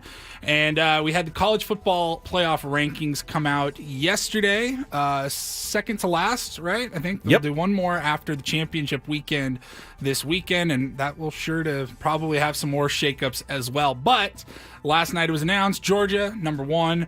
Michigan, also 12-0, they're at number 2. Washington moved up to number 3. Florida State back in the top 4 after Ohio State lost to Michigan. They moved down to 6. So you have Georgia, Michigan, Washington, Florida State, top 4, all undefeated. So 3 is playing 5, Washington against Oregon. You figure the winner has got to be in that game. Oregon, Ohio State, Texas, Bama, following 5 through 8, all 11-1. So if we want bedlam, if we want chaos, you want Bama to beat Georgia. Yep. Iowa to beat Michigan. Which will be... They'd be 1 loss. That'd be insane. Oregon beats Washington, so they're both 1 loss. Florida State, I guess you want them to lose just to create chaos. I think if they lose, they're completely out. Yeah, they're barely in with an Who's undefeated Michigan? record. Is it Penn State? Ohio State doesn't play. They're in the... So a lot of people said 6. That's the death knell for Ohio State. How can you move up from 6 when you don't even play another game? Yeah. I don't know about that. We've seen surprises in that last ranking both ways. Like, TCU, they're number 3, they're looking good, and they win, and they drop down to 5. And you're going, Braden was like devastated. What happened? How did you lose in the last week? Well, it's one thing to rank them now, but when you're actually making up the semifinals, sometimes weird things happen. So I don't know if Ohio State's truly out or not, but it'll be. I love the chaos factor of Michigan, the final I do too. Michigan plays Iowa. Iowa, Penn State's in the same. Iowa's division. playing. If Iowa beats Michigan, oh my God, there's no way, right? There's no way that happens. Does Ohio State pass Michigan even though they lost to Michigan? If they lose to Iowa, a worse team, and you know that Ohio State played a close one on the road at Michigan, probably would have won at home. Do you switch them back again if they happen to lose? Now, Michigan's like 20-point favorite over Iowa. Yeah. They shouldn't lose, but if they did, it would be chaos. A lot of potential for chaos. It's going to be a fun weekend of very few college games, but they're going to be good. All right, and then finally, a little news you can use for the holidays. Black Friday, Cyber Monday, they have come and gone. This is brilliant. Everyone's going to be buying stuff, mostly online, I would just assume.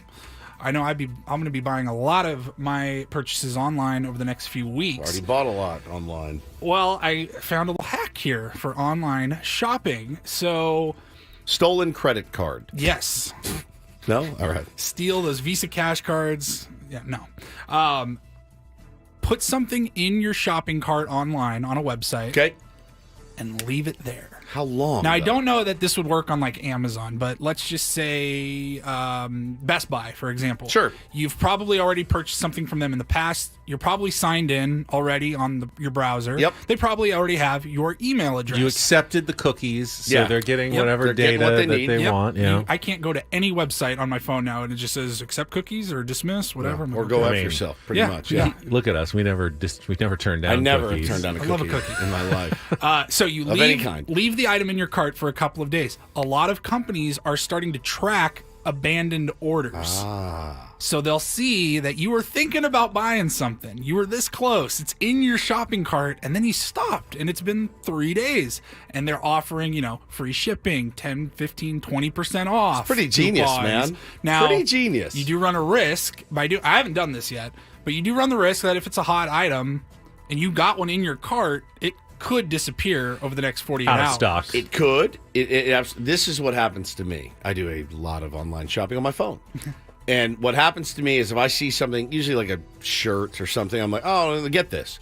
Sign up, do the whole bit, put everything in, get to the pay thing, and it's asking me for my debit card number. And my wallet's in the other room. And I go, I'm not going in there to get it. You don't have PayPal or Apple Pay? I'm not doing it. So I just stop. And then you get the email like, hey, you're almost finished. I'm like, I'm not walking in. Join the modern times and get PayPal or Apple Pay, and I'll buy it right now. But I'm not walking into the kitchen to get my wallet and I don't have my debit cards and stuff saved and all that. So I can't just click a button. So I go, I'm out. I'm not doing it. And then it ends up sitting in the queue. We will hire someone to walk into the other room for you and hand you your wallet if you'll buy this thing. I'm looking at our YouTube chat. Nick says, I've been doing this for years. TJ, I've been doing this for years. They'll eventually send an email saying they're offering a discount. Guzinator says, used to work e-com. If there's a chat function to chat with actual people, they can also give discounts as well. Yeah. So I guess you could just, hey, can I have a discount? I don't know how that works. Yeah. Hey, what's up, dude? I'm going to leave this in there hey, till you give me I really something. want this item, but give me a discount. TJ says, forgot something? Yeah, that's what you get. You get the email. Oh, yeah. Forgot something? No, I didn't. I didn't want to walk to the other room. I'm not doing it. Quit asking. But I do like that hack. I think that definitely can work. Very few hacks work. That one seems like it absolutely Sometimes, does. though, I look at a product just for like a story or something. I have no interest in buying it, and then I get emails for months. For the rest of your life. Hey, you wanted to buy this. No, I actually never really did. Stop emailing me about it. All right, that's our Reindl Report. It is time to announce today's biggest fan. If you hear your name called, you'll have 10 minutes to call us back at 833-288-0973. If you do, you'll qualify for our grand prize drawing coming up soon. 20 tickets for a 2024 Padres game in the Odyssey Suite to watch with all your friends and all the fan hosts next season. Today's biggest fan is Anthony Rose from San Diego. Anthony, give us a call. 10 minutes starts now. 833-288-0973. And it's not too late to get your name in for the Biggest Fan contest. Register at 973thefan, sd.com/biggest-fan today.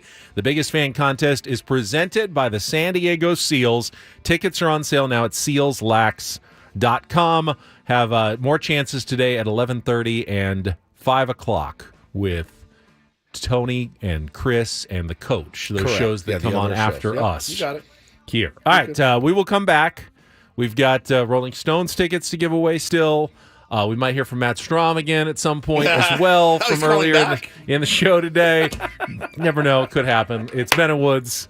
Traffic right now on 97.3 The Fan. What's up, fellas?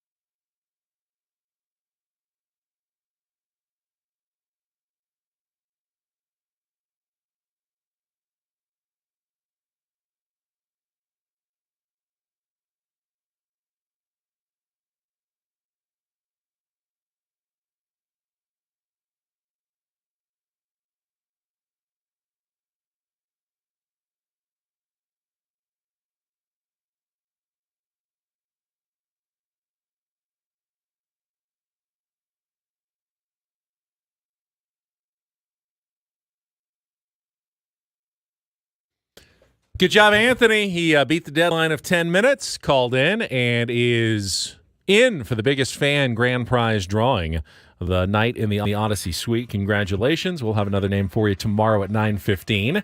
You just saw a Shohei Ohtani sweepstakes update, Woodsy, during the break? Yeah, I just saw a tweet from a gentleman named Michael Marino. And credible? Yeah, seemingly pretty credible. National Major League Baseball reporter, followed by many people that we know and respect, Ben. He says that among the teams I have confirmed are still in for Major League Baseball phenom Shohei Ohtani, the Dodgers, the Cubs, the Blue Jays, the Angels. This is an exclusive list. Others remain in. These are just the ones I know are still in the mix. And the other interesting part, he says, the Ohtani sweepstakes are moving along. The Texas Rangers and at least one team in the AL East has dropped out. Teams who feel they aren't real players are beginning to take themselves out of talks. Update, believe the Boston Red Sox are out, or at the very least looking elsewhere at the moment. So a very special, unique situation is Shohei Ohtani. You're going to need the right team, the right front office, the right marketing squad. It's such a bigger undertaking than, he's a really good player. Let's just get him here. It's going to be different. It's unlike anything we've ever seen. Feels like he's going to be a fairly early domino here. Do you? You think so? Yeah, we set the over-under on January 15th. I can't see it now lingering that long because there's so many teams that are interested, and you're already getting teams now moving on. Like, okay, we got to start looking other places, other business.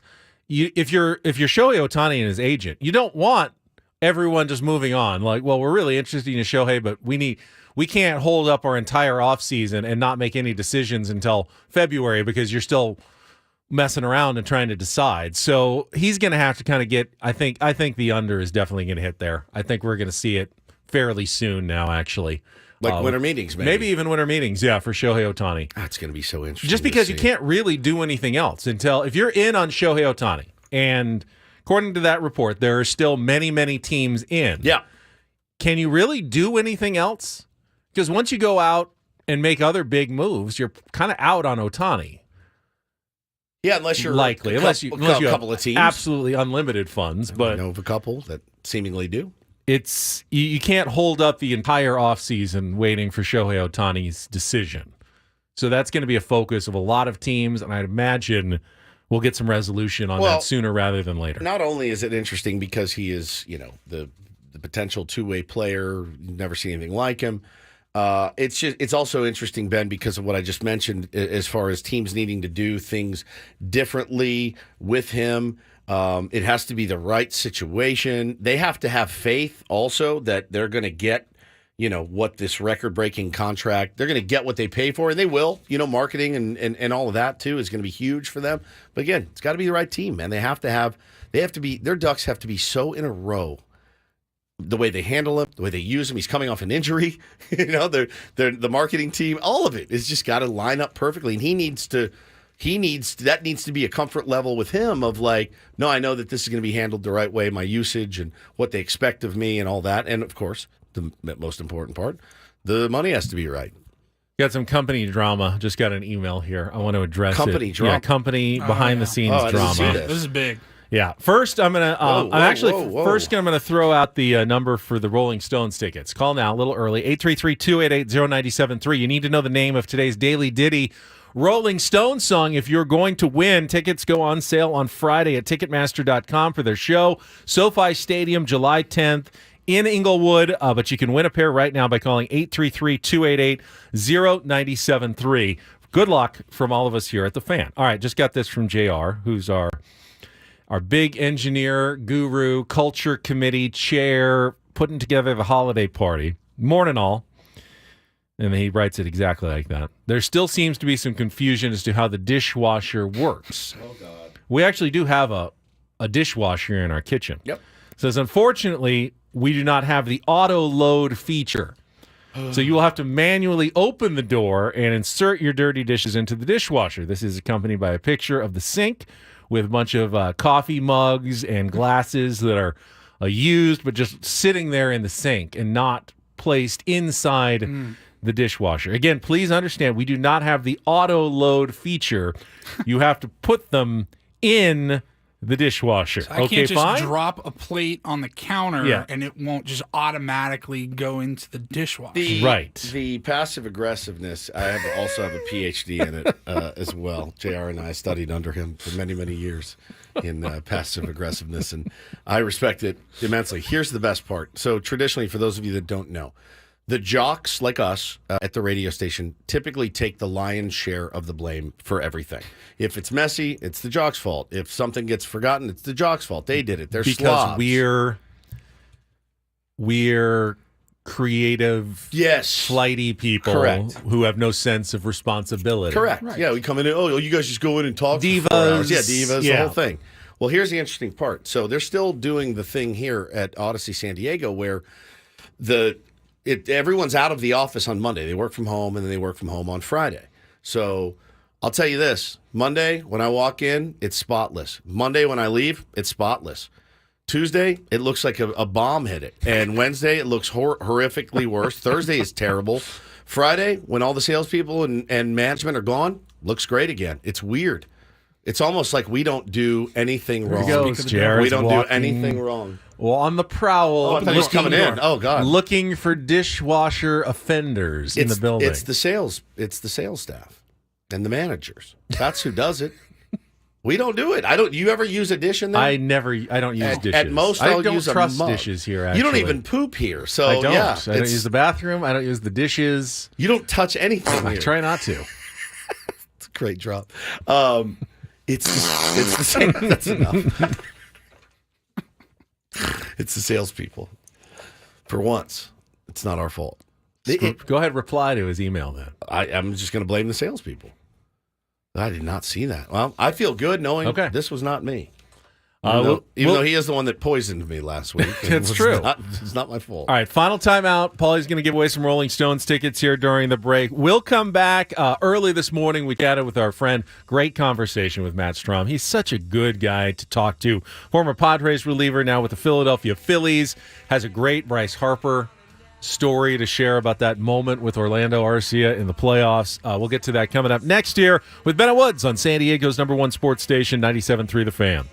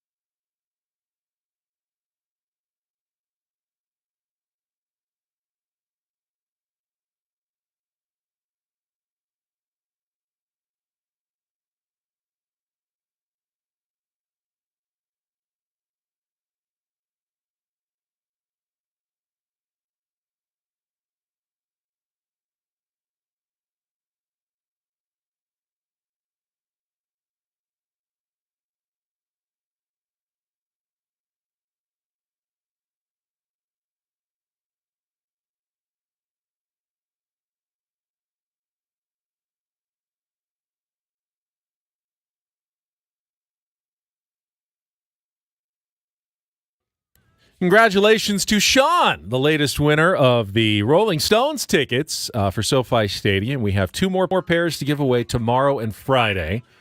Maybe we'll mix it up, a little different time tomorrow. Okay. Just throwing that out there, just to keep everybody on their toes. Until we forget. Until I forget. I was going to do that today. Paulie, you didn't need to tell everybody that I forgot that I was going to do it earlier. I may do it earlier tomorrow, though, so you got to keep listening. Stay on your toes to win Rolling Stones tickets. Worth it. Just had some breaking relief pitcher news over the break. Yeah. The Cincinnati Reds have signed former Padre relief pitcher, right-hander Emilio Pagan, to a 2-year deal. Had a 2.99 ERA with the Minnesota Twins last season. Emilio Pagan in that ballpark will certainly be an interesting scene.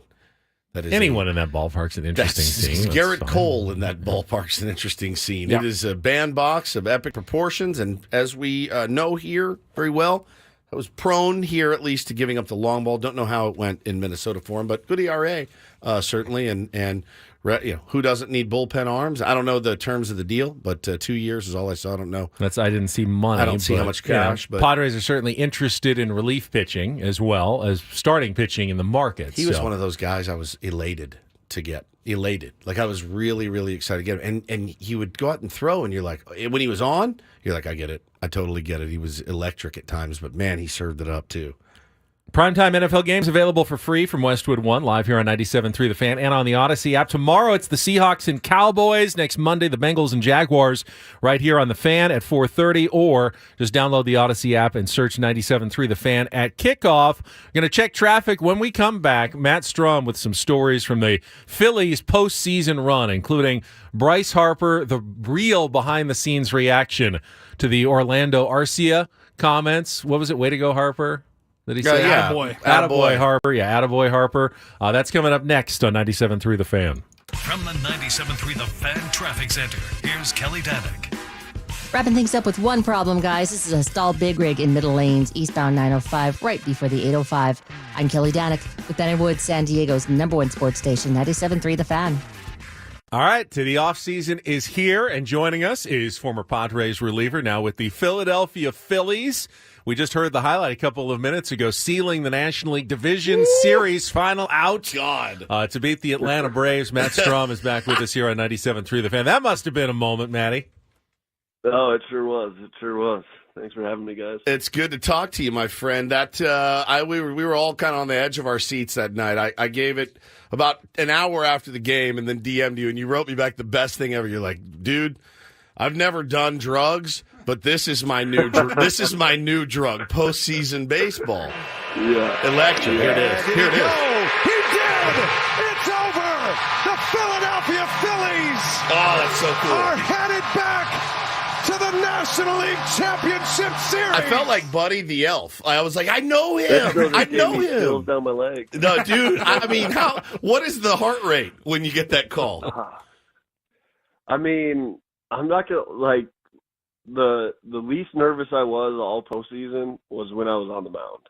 The worst is sitting out there in the bullpen and you can't do anything about anything. You're literally 395, 430 feet away from the game, and you can't do anything. And that's the most nerve-wracking part for me. But as soon as that phone rings, it's like life goes back to normal. I can throw a baseball, I can do things, and then I get to compete. You got to be counting, though, as you're out there, like, oh, there goes Sir Anthony, and there goes Jose Alvarado, and there goes Craig Kimbrell. Yeah. There's not many guys left out here for the last inning. No doubt. When we used Alvy and Craig early, I looked around because I believe we used Hoffy in the 4th or the 5th. Yep. And then it was like, all right, well, there's the fireman one. And then it's like, all right, there goes the setup man. Well, there goes the closer. And it's like, just looking around. All right, all right, and here we go. And then, I mean, as soon as, like you said, as soon as they used Kimbrell, it was kind of like you knew what was going to happen. It was going to come down to matchups, and the three of us left, Sir, Soto, and myself, and I mean, yeah, I blacked out pretty much after that. 100%. It's the difference in what Matt Strahm is able to do as a professional, and people like us. I can remember vividly, Matty, in high school, being like in the hole, being in the hole or something, and there was one out, and I'm like, please hit into a double play, so I don't have to come up and be the last out. Please, God, hit into a double play. I don't want to be the last dude. Like, it's just the different mentality, man, of what you guys do. We're joined by Matt Strahm here on Ben and Woods this morning. Will you be in Peoria this offseason? Or are you going to be out in Philly? You know, I'm out in Philly this offseason. This is this is a crazy offseason for me. My wife and I sat down after the season, and it was like, holy crap, we got to be somewhere every other weekend or every third weekend. So we just decided to kick it where we were in Philly instead of packing up the house and traveling. So, well, the rematch will have to wait then. Or you guys can come to Florida. I'm not coming to Florida. I'm not flying across the country for you West Coast softies. Yeah, 100%. Go to Philly's fantasy camp. It's only like a 5.5 hour flight. Oh my God, can you imagine? Well, listen, we talked about it before. We went Boston to Philly. Give me the difference in fan bases. Good, same? Are they even? Like, what's been your experience? Because you had your numbers are better in Philly than they were in Boston. They're both really good. Yeah, I mean, I love both places. The thing with Boston, I mean, it was obviously mine/our fault as a team to experience Boston in last place. Probably wasn't as fun as it would have been if you were competing for the division. But it was the Citizens Bank. Like, I can't even explain what that is like.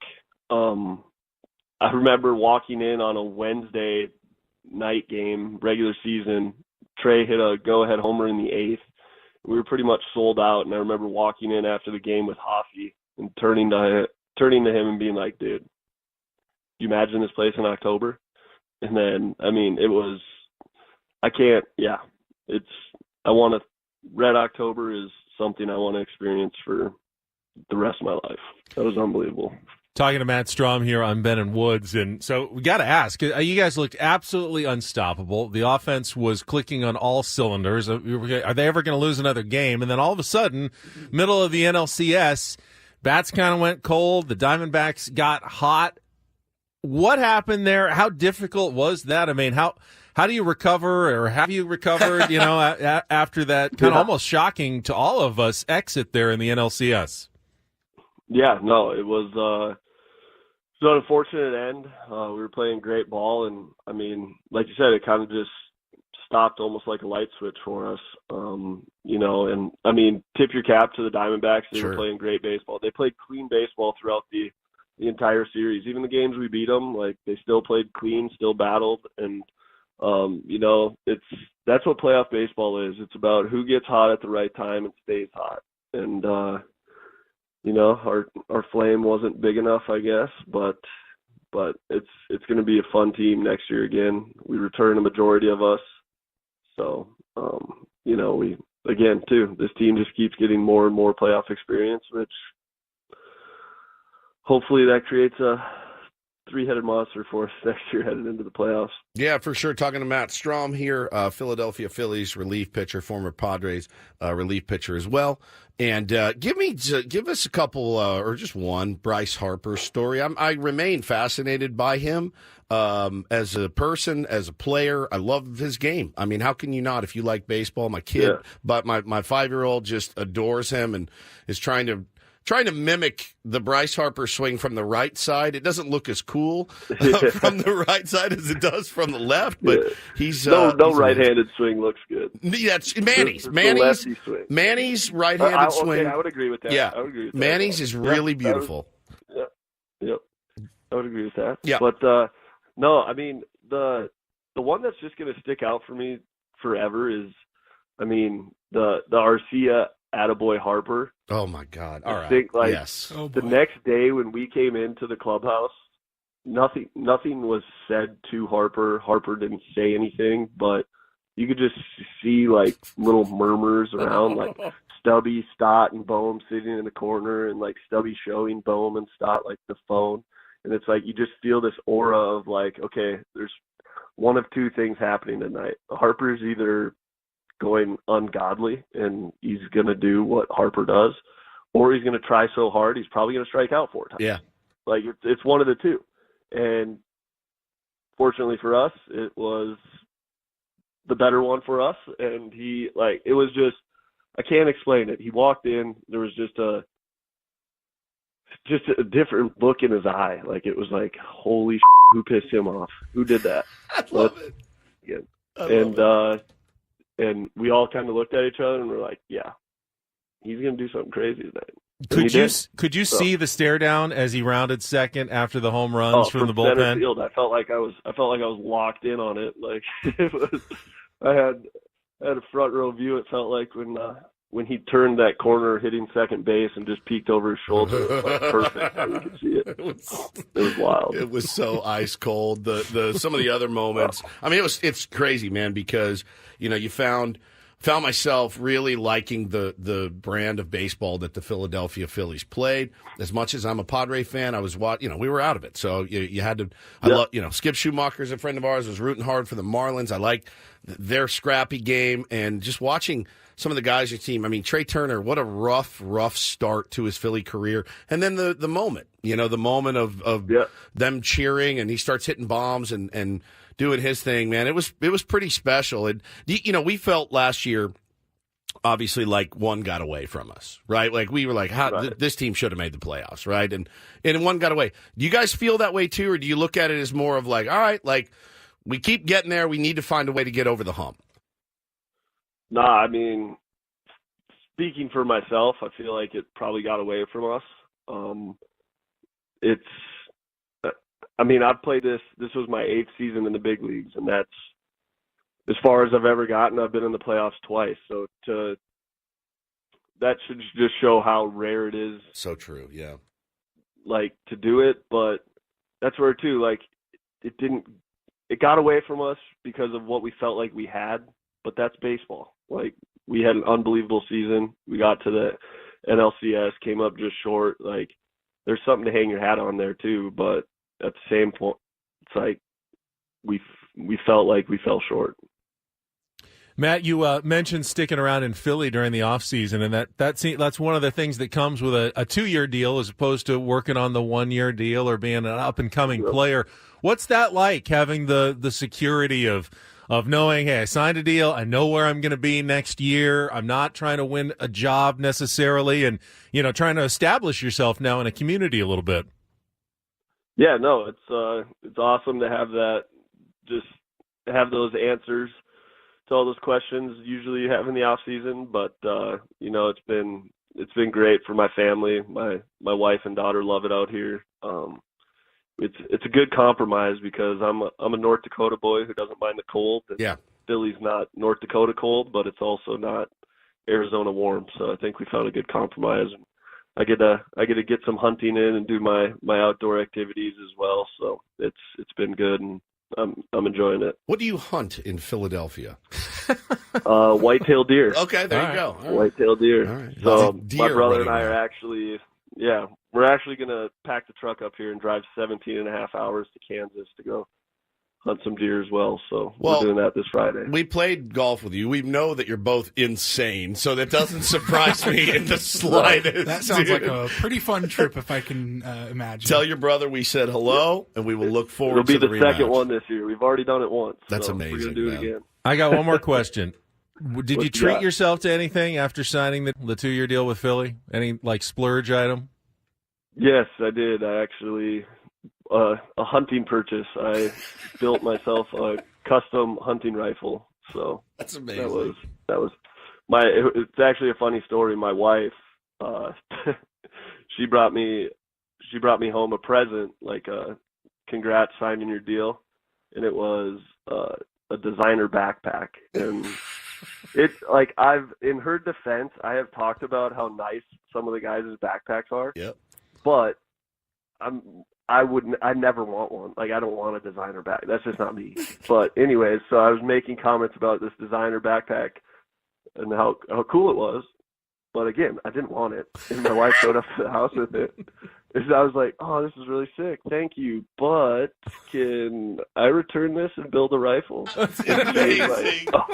Matty, how much pressure is there in the clubhouse when you got guys that make, $35 million a year and have all the cool stuff, and then there's the rookies, and then there's everybody in between? Is it like a competition in the clubhouse? You trying to keep up, or no? You just know who you are. Not at all. I shamelessly walked over to Trey Turner's locker, was like, yo, Adidas has this sick bag online. Think you get it? And he said to me. So it was like, yeah. Like, I got no problem with it. I ain't trying to out fashion anybody here. I'm just here to play baseball, and that's it. All right. Well, listen, might I recommend using some of that money for some golf lessons? And that's all I'll say on that. Other than that. Yeah. We'll get it back. All right. We'll get it back. All right, cool. My game is absolute garbage right now, so this would have been a really good time. But, dude, we appreciate you. Ben's gotten quite a bit better. So his brother Ben. His brother Ben. He hits it 500 yards. Yes, he does. When he connects with it. Give him. You haven't seen me yet, though, Matty. I'm a secret weapon in reserve. Ben is really good. Yeah. So, all right, buddy. Man, it's good talking to you. Thank you so much. You guys will have a good one. See you, bud. Matt Strahm, Philadelphia Phillies.